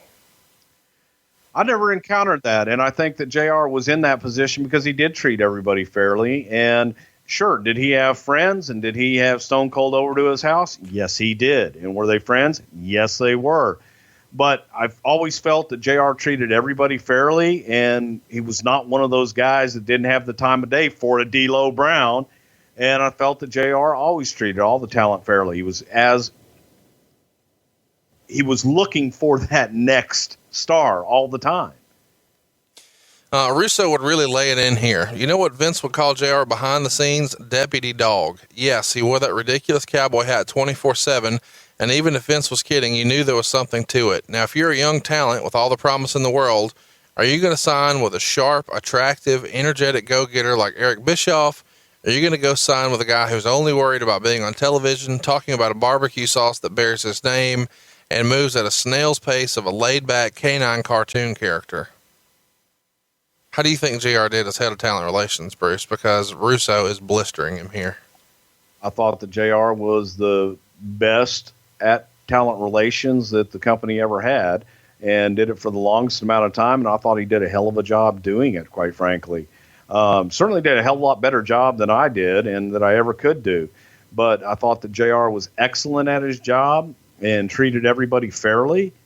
And as far as, JR's playing a character on television. The guy behind the scenes was a great businessman and fair. Russo thought that JR was dropping the ball on signing talent. He says when he was writing TV, it felt like he was doing the same thing over and over again because he didn't have enough names. Meanwhile, Bischoff was signing everybody, but when Bischoff signed Ultimate Warrior, that was the last straw to Russo. What is JR doing? I would often wonder. I need players. So he said, screw it. If JR wasn't going to do his job, then I'm going to do it for him. With Vince's permission, I actually started to personally recruit talent. JR couldn't have been happy about this, but then again, I didn't really care. All I was worried about was the company. So I was instrumental in bringing back Al Snow, introducing the Dudleys, Taz, Stevie Richards, Chris Jericho, and more to the Federation before my departure. For a guy who says he didn't use ECW for inspiration or ideas, did I name a guy who wasn't in ECW? No, sir, you didn't. And also too, from, to kind of jump on Russo here a little bit, but I think it's a fair criticism. Doesn't it show a clear lack of understanding to list the Ultimate Warrior not coming to the WWF in 1998 as a reason to indict JR? I mean, this thing had went off the rails 2 years prior and another time before that. So it's already at this point been fool me once, fool me twice, fool me three times. We're signing up for a fourth time now. My goodness. Well, but the other part about it is it's very easy to armchair quarterback and say, oh, I want this talent, I want that talent, without actually having to deal with budgets and then having to deal with that talent and get a contract and get everything else done. So again, it's easy to say, give me this guy. Okay, maybe that guy doesn't want to come. Maybe that guy wants more money. Maybe they want other accommodations. But it's easy to say, I want, and not have to be the one to actually make it come to fruition. He wasn't done with JR yet. I don't know about you, but I really don't like to talk. I like to get in and get out, say what I have to say, and then leave. That's another thing that used to drive me nuts about JR. He talked and talked and talked and talked and talked and talked and talked and talked some more. And again, in my opinion, when somebody may not be qualified to do what they do, they will talk your freaking ear off in an effort to try and convince you that they actually know what they're doing. After a while, I just flat out refused to have any meetings with Jim. There just weren't enough hours in the day. Let me just ask you here, Bruce, if you were starting a wrestling company tomorrow and one person is in charge of hiring talent for your company, would you hire Vince Russo or Jim Ross? Jim Ross. Russo would say that JR's ego took over like a cancer. He said that after a Bell's palsy bout, Jim wanted to come back and do some commentary on TV, but McMahon, Dunn, and Russo knew that he wasn't ready. Russo said he told JR, Jim, the fans don't want to see you this way. This isn't the JR they know. I told him to give it a little more time, and there was no doubt he was going to be back on air. Throughout the entire plea, my voice was cracking like a woman's because I had to fight back the tears just to get the damn words out. After I was done pouring my guts onto the floor, Jim thanked me. And later that night, I found out following our conversation, Jim went right to Kevin and Vince and still lobbied to go on the air the next day. That, my friend, is what ego is all about. Here's a wrestling legend whose face is, let's say it, disfigured, and he still wants to go out in front of his fans. I would often think about another incident from JR's time away from TV. We were at the Sky Dome in Toronto in front of a pretty big crowd. JR took Vince to the side and asked if he could go out and just wave to his fans before the show. I don't care how you look at it. That's scary. If it's that important for someone to be in the limelight, I don't know what else to say. Why would Russo include this story in his book, if not to attempt to humiliate JR, Bruce? I can't think of any other reason, and that's just sad. But wait, there's more. Ed and I traveled everywhere with Vince, Shane, and Stephanie, and during every trip, he would entertain the troops. Even though Ed, Ferrara, did many voices and characters, his staple was JR. Yes, it was cruel, but Ed's imitation of JR during his Bell's palsy era was beyond words. I'm going to hell for saying this, but as a good writer, I need to properly set the scene. When JR was stricken a second time with the disease, every time he spoke, his tongue would pop out of his mouth and roll around like a lost slug looking for a cool rock to crawl under. Ed had this down to a science. Now get over it. We weren't being deliberately cruel. We were just spending way too much time on the road. Yeah, we may all meet again one day at Satan's Gate, but at the time, it was freaking hysterical. That's how Ed Ferrara playing WCW's Oklahoma came about. We did it as a rib on JR because we knew Vince would be dying on the inside saying, I can't believe those guys are doing that. Of course, the goody-goodies at WCW made us kill the character because it may have insulted someone with Bell's palsy watching. Man, I came into this kind of open-minded, but it's kind of hard to defend Russo here, is it not? Well, it's insulting to JR, who gave his whole life to, and Russo's not the only one that was guilty of making fun of him. And, you know, Vince McMahon did, and everybody did, and just jumped on the bandwagon because it was chic to make fun of JR. But you can't go back and discount that the guy's sitting there and going through a horrible time in his life. And it sucked for JR. But yeah, that's sad as well. As to why Vince had Jim Ross as the head of talent relations so long, Russo wrote that you, Bruce Prichard, told him that Ross demanded a 10-year no-cut contract. And he wrote, again, this is according to Prichard, so you not only have to take it with a grain of salt, but a whole sack of Mortons. Salt aside, was this true? No. He didn't have a 10-year no-cut contract? No. So you lied to Russo? I never said that to Russo. So Russo's lying when he wrote it? I think Russo's lied a lot in his book so far. He says, I'll never forget the day Owen Hart passed. Steve could tell I was distraught. Man, I wrote the story. I'd written it down on paper. The blue blazer descends from the top of the arena. I'll get more into the tragic day later, but Steve came over to me and said, don't blame this on yourself. It wasn't your fault. Then he just walked away. Coming from Steve, that meant a lot. I'm certain he doesn't even remember it, but it's something I'll never forget. Did anybody blame Russo for Owen's fall? Not that I can recall, not at the time. No, it's just a tragic accident. Russo says 1 week after the accident, they were all sitting around booking Raw, and Vince wanted to descend from the top of the arena on Raw to demonstrate that the stunt that cost Owen his life was safe. This could be one of the most ridiculous things I've ever heard. Do you remember this being discussed? Well, I never was there for any discussion like that ever in my life, nor does it sound like something that Vince would say.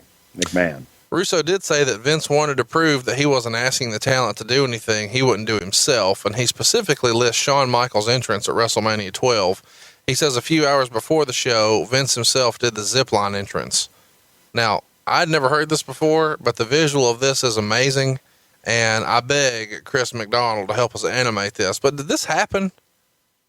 Yes, so Vince did the zip line first. I was going to go second, and then Shawn was going to go third. We got up there, and Vince did it, and when he went across the arena, he came dangerously close to the lighting grid. I remember him even, like, sticking his foot out. But from our vantage point, it looked like he almost hit it.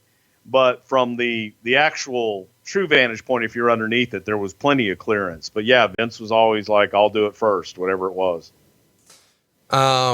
What might that sound? I was supposed to go second, by the way, and I chickened out. What might that sound like? Vince is up there strapping himself in. He doesn't have to do this. All right, pal. Now just watch. I'm going to show you how to do it right now. Now, when you get down and you get right across the top of the crowd, just imagine me at ringside. The most charismatic, the most electrifying, the greatest WWF champion of all time. Except I don't think Shawn was actually WWF champion at the time. So, maybe foreseeing the future a little bit. Russo says McMahon always positioned himself to be Mr. Invisible as far as, any sort of outside of wrestling folks knowing what he did. He specifically says that Kevin Dunn once invited him to meet with a bunch of TV executives, and Russo thought he wowed him. So when Russo followed up with Kevin Dunn about the next meeting, Dunn said he would no longer be needed in any of those meetings.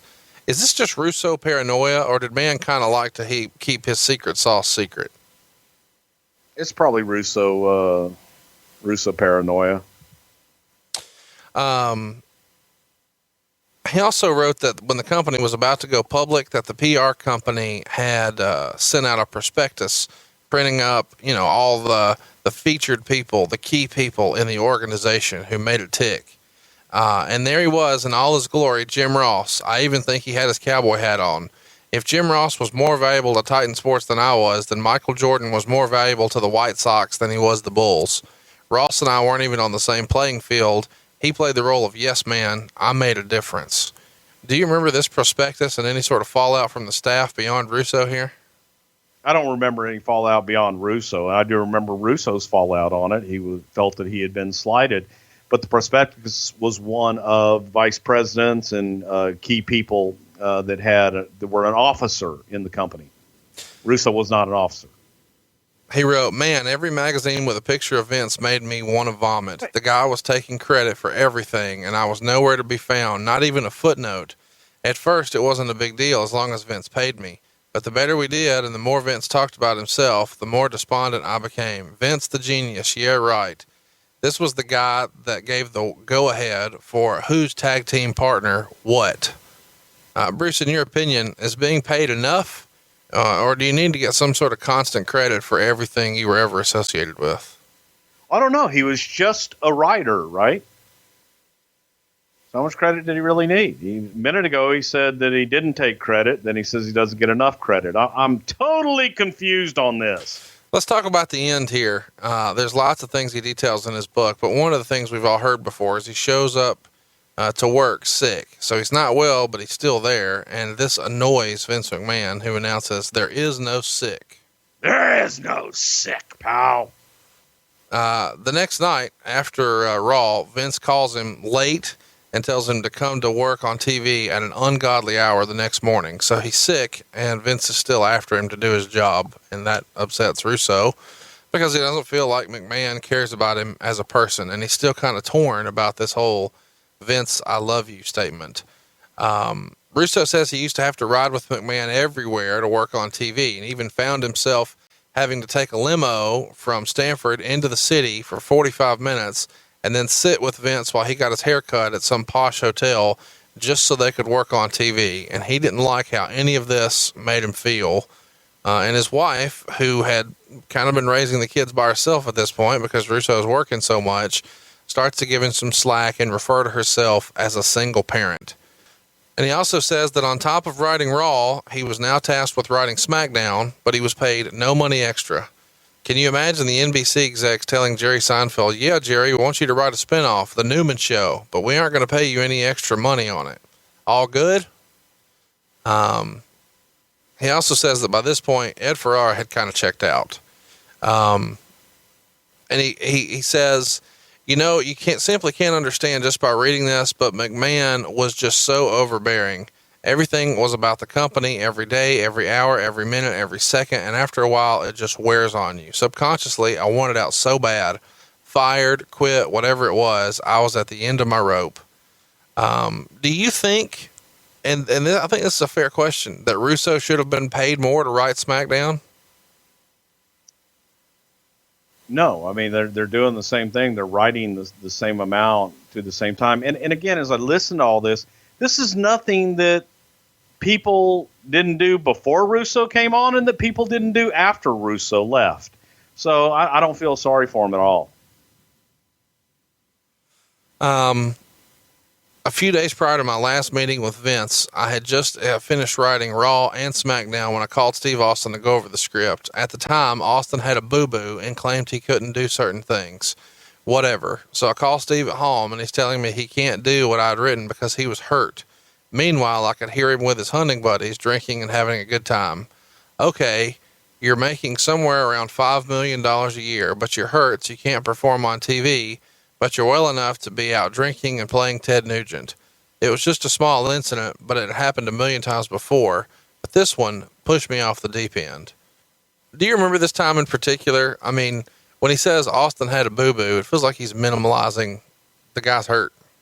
Well, yeah, because Russo looked at everything as a work and looked at these guys as just players in a movie that should be able to do whatever it is that he writes. And God forbid they're human and they actually have injuries. And he didn't care. He didn't care about their injuries. Well, they can work around. It's a work, bro. That's number 2. It's a work. So he thought they could be able to work around anything. Also worth mentioning that Russo and Ed had an offer to write for Hollywood in a piece they were calling rope opera. They found this outside of WWE and were hesitant to even tell Vince about it. And when Russo finally does, McMahon tries to get involved and offer revisions. Well, Russo pushes back on that. So then McMahon tries to urge him to just forget about all this Hollywood stuff and write a book for the WWE instead. And McMahon offers to get the publisher on board and says that Russo can write whatever he wants. So he leaves with Vince thinking he's going to write a book, but he knows he's not going to. I wasn't writing a book and I wasn't killing any deal I had in place. Vince didn't own me. Maybe he owned others, but not me. Days turned into weeks as I agonized. At this point, I was only hating my job more and more. I started hating my whole existence. McMahon and the WWF had a stranglehold on my entire life. I no longer had any control. At times, Vince also wanted me to have a cell phone on me 24/7 so he could reach me at all times. Was he kidding me? I'm at the movies with my kids on a Saturday, and Vince is going to call me during American Pie so we can talk about what Austin is doing on the next Raw. Screw that. You've talked a little bit about being kind of on call with Vince. This has always been the case, though, going back to the 80s, that Vince would just call all hours of the night sometimes, right? Exactly. If you're in that position, that's the job description of that position. It's a 24/7 an hour deal. You're married to the business. I don't know what to say to that. I guess it doesn't feel like it should be that way, but I guess if that's the way it's always been, it kind of is what it is. Eventually Russo meets with McMahon and explains that he's missing time with his family and that his wife now is positioning herself as a single parent. So she wants to move closer to her family, and Vince is basically here asking for permission to move and is trying to sell McMahon on the fact that he'll still be on the road with him 3 days a week and fly up to Stamford whenever needed. McMahon says, Vince, I don't know what the problem is. You make enough money now. Why don't you just hire a nanny? That was it. All those times I was wondering if Vince truly cared about me, I was just giving my answer. With such a cold, callous response, I knew he didn't give a shit about Vince Russo or his family. All he cared about was his ratings, his money, and his company. I was crushed. Bruce, this nanny line has become somewhat famous. When did you first hear it, and what was your reaction? I never heard the nanny line until many, many, many years after the fact when Russo started quoting it publicly. But it doesn't surprise me. That sounds like something that Vince McMahon would say. What? And I could see him delivering it in a very cold, very cold way. What did you know about this script idea for rope opera? That never came to be. What do you remember about that, if anything? I never heard of it, but I guess since he kept that on his own and he did all that on his own, it's something that's very popular and really doing well right now. Goodness, look at you. Well, no, I'm asking because he said that he kept it away from Vince McMahon and that he was going to do it on his own and it was this great deal, but I have no idea what happened to it. So Russo said if it was about money, let's make it about money. He told McMahon he wanted to get out of the business when he turned 40, and so he asked for $1 million for those 15 months, and then he's done.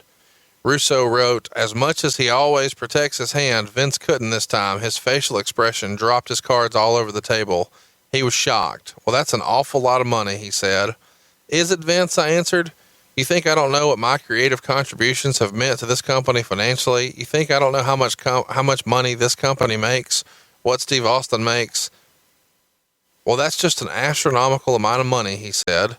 Vince, I know what I'm worth. That's what I want. I left Vince's office with telling me he'd think about it. Almost 2 weeks passed and I didn't hear a word. During those 2 weeks, nothing had changed. It was all the same old BS. I was still working around the clock with no motivation, not even the money. When did you hear about this $1 million pitch? I hadn't heard about this until I read the book. Yeah, I didn't hear about this until long after the fact, after Russo started going public with the whole nanny thing and everything else. So he accepted the job with WCW as creative director on October 2nd, 1999. Russo wrote, going into WCW, a lot of people said to me, Vince, what was the difference? You were going to have to put the same amount of time in. And Russo says, the difference was there's no Vince. Again, I'm not running down the boss in any way, but unless you've been in my shoes, you couldn't fathom how taxing it was. Monday ran into Sunday, and every day was more stressful than the last. At WCW, there'd be no more trips to the salon in the city, no more phone calls on Saturday afternoon, and no more 7:30 a.m. meetings the morning following Raw. Bruce, you've worked with other promotions. This is a pretty fair assessment, is it not? True. Working with Vince is very taxing, and it takes a lot of your time, and it will definitely wear on you. And if you can't hang, you can't hang. So, again, that's why there's a lot of turnover there. So here's where the rubber meets the road. Vince was expecting Russo to show up at the Meadowlands in New Jersey for Raw on Monday morning. And on Sunday night, Vince flew out of Atlanta and had to change planes in Philadelphia. It was around 10:30, and that was his only opportunity to call. So he called Vince at home the Sunday night before Raw at 10:30 at night, and Vince answered. When he realized who it was, he said, "Hey pal, how's it going?" And, he says that his heart was wedged tightly in his throat. He thought he was going to gag. His voice was cracking, and he let it spill out. Vince, I just accepted an offer from WCW. I'm going to start with them next week. Vince thought that this was a rib. And then Russo explained, no, I just got back from Atlanta. And McMahon wanted to know why. Russo said, I have nothing left to give you. You took everything I had. And then McMahon got hot and says, I'm going after them, and I'm going to come after you. Russo says, Vince, there's nothing to come after. I've never had a contract with you. I'm sorry, Vince. And then he says McMahon tried to make the conversation ugly, but Russo wouldn't participate in that, even though he was fired up. He realized it was pointless. It was over. And he didn't want the last conversation with a man that was his idol when he was younger and later a mentor to end in an argument. So he told Vince he wasn't going to let this last conversation be an ugly one. He said he just made the best decision he could for him and his family, especially with his parents living in Florida and his wife's parents living in Indiana. Atlanta was kind of right in the middle. If nothing else, she'd be able to see her parents more, and the kids will be able to see their grandparents. McMahon says, I didn't know I was such a bad person, Vince. And Russo says, you're not. I never said that you were. I just have nothing left to give you. I love your family, but my tank is on empty. And then McMahon allegedly says, Vince, this is the most devastating phone call I've ever received. I just want you to know I was going to give you the money. Russo says it was never about the money, and McMahon says, I hope one day our paths will cross again. To this day, I've never forgotten those words. So that's directly from Russo's book. Did you ever talk to McMahon about how this call went? And how's this news received by the office and the boys? Did you find out that night or the next morning? I found out that night from Jim Ross, and I didn't speak to Vince McMahon about it until the next day. But Vince's recollection to me was very short, that Russo called, told him that he was going to work for WCW and to move on. And that was it. There's nothing more in there about any of the conversation as he relayed. It would be very uncharacteristic, having been with Vince on a lot of these type of situations, whether they be in person or on the phone. Sounds a little fishy that Vince would have said, I would have given you the money, pal, or something like that. But again, I wasn't there, so I can't speak to that. Russo wrote about his time in A Different Animal. I'm not from that world, and I never was. What would Jim Cornette say about that? Goddamn right, you never will be a part of this motherfucking world either. No knives, no guns, $5,000 on the goddamn hood of my fucking truck. He says that he flew back to Stamford in July 2003 to meet with Vince because, quote, there was just something calling me back to him, a sense of unfinished business. He even compares himself to Shane in the book, saying he just wants to see Vince's soft side, his human side. And he says when he finally saw Vince in 2003, he was overcome with emotion and wanted a McMahon explanation as to how he really felt about him, because he had been unclear all these years. And McMahon said you couldn't work that closely with someone and not care about them. And that wasn't the answer that Russo was looking for. Bruce, you worked there a long time. Why do so many grown men seek Vince's approval like this? It's a little weird. Well, no, when you spend that much time with them, it's like being a part of your family. And I think that you just are so used to being around them. You share your lives together through so many ups and downs that when it breaks up, it's like breakup of a bad marriage. You don't want to let it go. You want to remember the good times. Well, catch me up on your memory of Russo's return. He was back for like 3 weeks or something, right? Yeah, he came back for a very, very short stint. I wasn't actually there the day that they made the announcement to the writing team. I was actually in Houston. My wife was in surgery, but I was getting calls throughout the day from various writers. I was getting calls from Heyman. I was getting calls from Brian Gewirtz and Michael Hayes throughout the day. So it was entertaining. Whenever I would get to a place that had reception, I would call in and go, what the hell's going on now? But they were told that Vince Russo was coming in and he would be named the head writer over both shows, and that they should get together with him and talk about ideas. And so they all got in a room and started talking about ideas. I believe that Heyman and Brian Gewirtz were told first by Stephanie McMahon ahead of time, ahead of everybody else, before Vince McMahon brought Russo into the room. But, Russo always talks about having a room full of 30 writers or something like that. I don't think that we had more than maybe 8 people on the team, on both teams at that time. So that's kind of a gross exaggeration.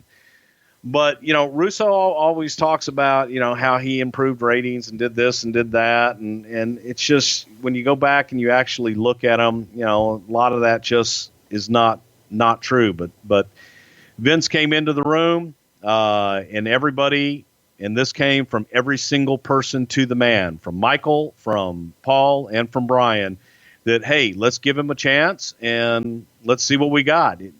If nothing else, it'll take the pressure off of us to have another intermediary between them and Stephanie. So Russo came in, they brainstormed a lot of things. I think that Russo's big idea was to strip everybody of the championships and to have tournaments. We're going to have tournaments. But he didn't know, he asked if Triple H and Chris Jericho had ever worked together when they had just headlined WrestleMania. He didn't know that a lot of people had done what they do. He had done no homework whatsoever into coming back. Is another, big idea. He wanted to bring Eric Bischoff in and do an angle with Shane, which I think everybody was in favor of, except for Vince McMahon later on, I guess. But Russo talks about how he had met with Vince days ahead and had pitched all this stuff to Vince. After Russo left that day, Vince McMahon came over to meet with the team to see what they had done. And when the team pitched all of Russo's ideas, McMahon just kind of went, what the fuck did I do? And he was taken aback. He was somewhat offended that Russo didn't even know what had headlined main event that year and didn't know just some of the basic storylines in the WWF at the time. But I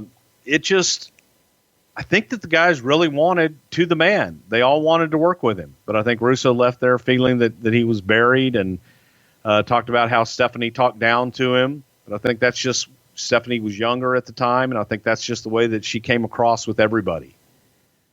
But nobody buried Russo. As a matter of fact, tried to work with him. And then for the next couple weeks, he sent emails and ideas on the TVs that were being written, which Vince McMahon pretty much just dismissed and felt that this was an experiment gone bad.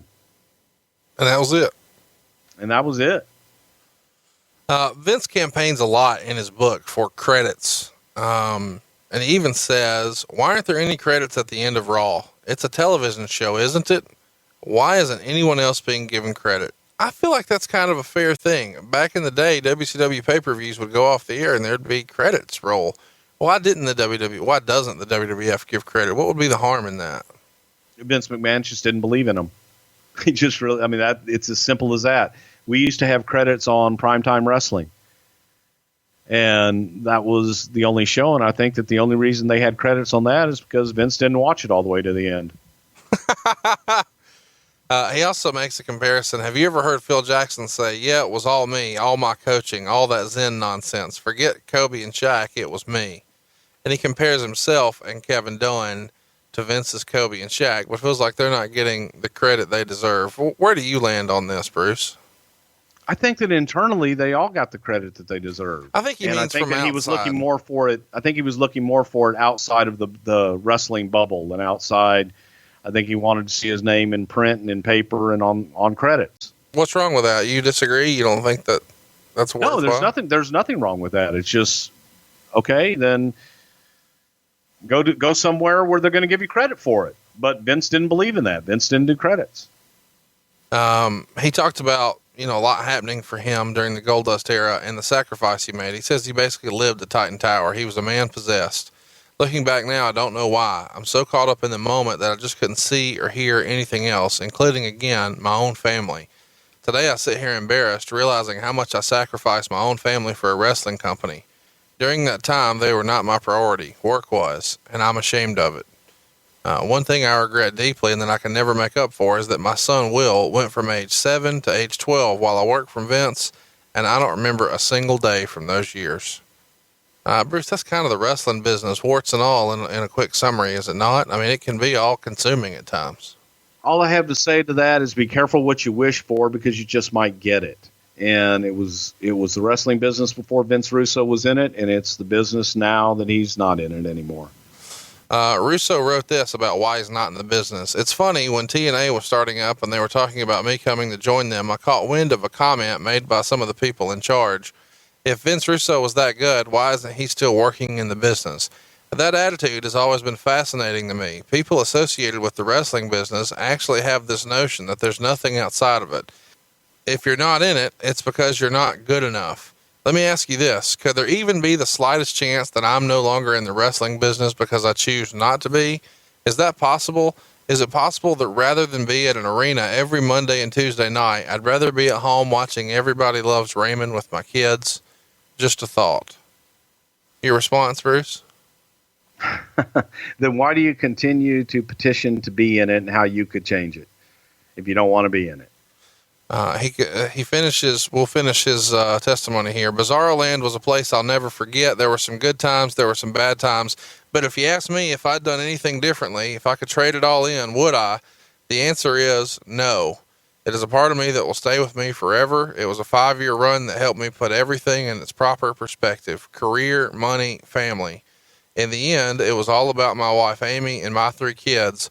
All the money and success in the universe weren't worth my time away from them. Even though it hurt at times, I learned firsthand what really mattered the most. So that's kind of Vince Russo's story. He did talk about money, which we don't normally do on the show. When he first comes in, he's making $60,000 a year. He finishes up with the WWF at $350,000. He got some bonus checks along the way. He had that $1 million pitch for 15 months that allegedly, once he quit, Vince accepted. It's worth noting that Vince put in his book his best year in the business was $535,000 in WCW. And you don't need that kind of money to get a great shave over at DollarShaveClub.com. They actually sponsored our show today. And new members get their first month of the executive razor and a tube of Dr. Carver shave butter for only $5 with free shipping. After that, razors are just a few bucks a month. It's a $15 value for only $5. Get yours at DollarShaveClub.com/wrestle. And let's go ahead and hit us up on Twitter. We asked you on Twitter at Prichard Show if you had any questions. So we're going to rapid fire some here, Bruce. And we've ran way long, so we'll kind of keep this as quick as we can. Coming to us, Jonathan Orchard on Twitter wants to know, did Bruce and Russo clash over creative direction or storyline? If so, who or what was it? The only thing that I really remember the big clash was the Brawl for All. I didn't like it, and I felt that it was a horrible idea, and especially the reason being that Russo wanted to shut Bradshaw up. I thought it was a terrible idea to do something and put guys' careers at risk. Josephine wants to know, did Bruce know Vince McMahon was bringing Russo back in 2002? I did not until the day that it happened. Number 3 comes to us from the Anti-Fascist. How did WWE's writing creative process change after Vince Russo left? Well, Vince made sure to add more writers to the mix so that one person wouldn't be able to just walk out on him and leave him high and dry again. Do you remember there being a proposed on a pole match that Vince McMahon nixed? That comes to us from Latimer. Yeah, a hoe on a pole. A hoe on a pole? A hoe on a pole. Godfather, hoe on a pole match. Why didn't that happen? I need that to happen. Was there someone that Vince Russo wanted to bring over from WCW that was laughed out of the room? That comes to us from Jeff Schwartz. Wow. I can't think of one off the top of my head. Rob on Twitter wants to know, why doesn't Ed Ferrara get as much heat as Russo does if they really were a writing team? I think because really Ed just kind of was a backup to Russo and was, Russo's the more outspoken of the two and the more creative of the two. Frank on Twitter wants to know, was the general manager character a Russo creation? I don't think we had a general manager while Russo was there, did we? I don't think so either. Yeah, no. Was there any reaction from the boys when Russo won the WCW championship? Comes to us from Steve on Twitter. Not really at that point. It was, WCW was a non-entity. So no, we were more concerned with what we were doing. Any ideas you remember that Vince doesn't get the credit for, or ideas that were turned down that you think could have been huge? Look, here's the thing. Russo was a huge part of the Attitude Era and was able to bring ideas that were new to Vince McMahon with a new voice. And for all of that, I give him all the credit in the world. But without Vince McMahon's filter to that, it would not have been what it was. And we've seen that with Vince being left to his own devices, Vince Russo being left to his own devices in subsequent years. He's never yet been able to reach the success that he had while he was at the WWF. So, I give him credit for a lot of the great ideas during the Attitude Era. Was the live did a good job. Was the live wire confrontation between Russo and Dox Hendricks planned? Probably. I wasn't there, but yeah, probably. Did Russo try to get himself on TV as a regular character? Not that I recall. I don't ever remember Russo being one to go out and petition to be an on-air character a lot. Oh, well, and our most popular question, your thoughts on the whole Cornette-Russo beef and who would win in a fight and why? I think they're both crazy. I think that Russo's delusional, and I think that Corny's half-ass crazy. Love him to death. But at this point, I think that, good God, just let it go. It's in the past. Get over it. And that goes to both of them. I think that the whole thing is somewhat silly, and it's not worth getting your blood pressure raised over or your heart rate or anything of that nature. So to both of them, I say, hey, let it go, move on. But I guess it gets them both publicity and gets people talking. So yeehaw. All right, that's it, kids. We are out of time today. We're going to let you know what we might be talking about next week with Bruce Prichard. In the meantime, throw us some follows. He is at Bruce Prichard. I am at Hey, it's Conrad. And you can follow the show and vote in the poll we're about to run down at Prichard Show. And you can get your tickets to see us this weekend in St. Louis at notarib.com. You do not want to miss this show. It will be our best one so far. Poll topic number 1. Are you ready, Bruce? I'm ready. Tough Enough. The first episode was 16 years ago. It's hard to believe, but on June 21st, it'll be 16 years since we aired the first episode of Tough Enough. What might we talk about if Tough Enough wins the poll? Well, I think we're just going to talk about the whole concept behind Tough Enough and what it was originally designed for and the whole idea behind it, who was involved, and who we thought was going to win that didn't.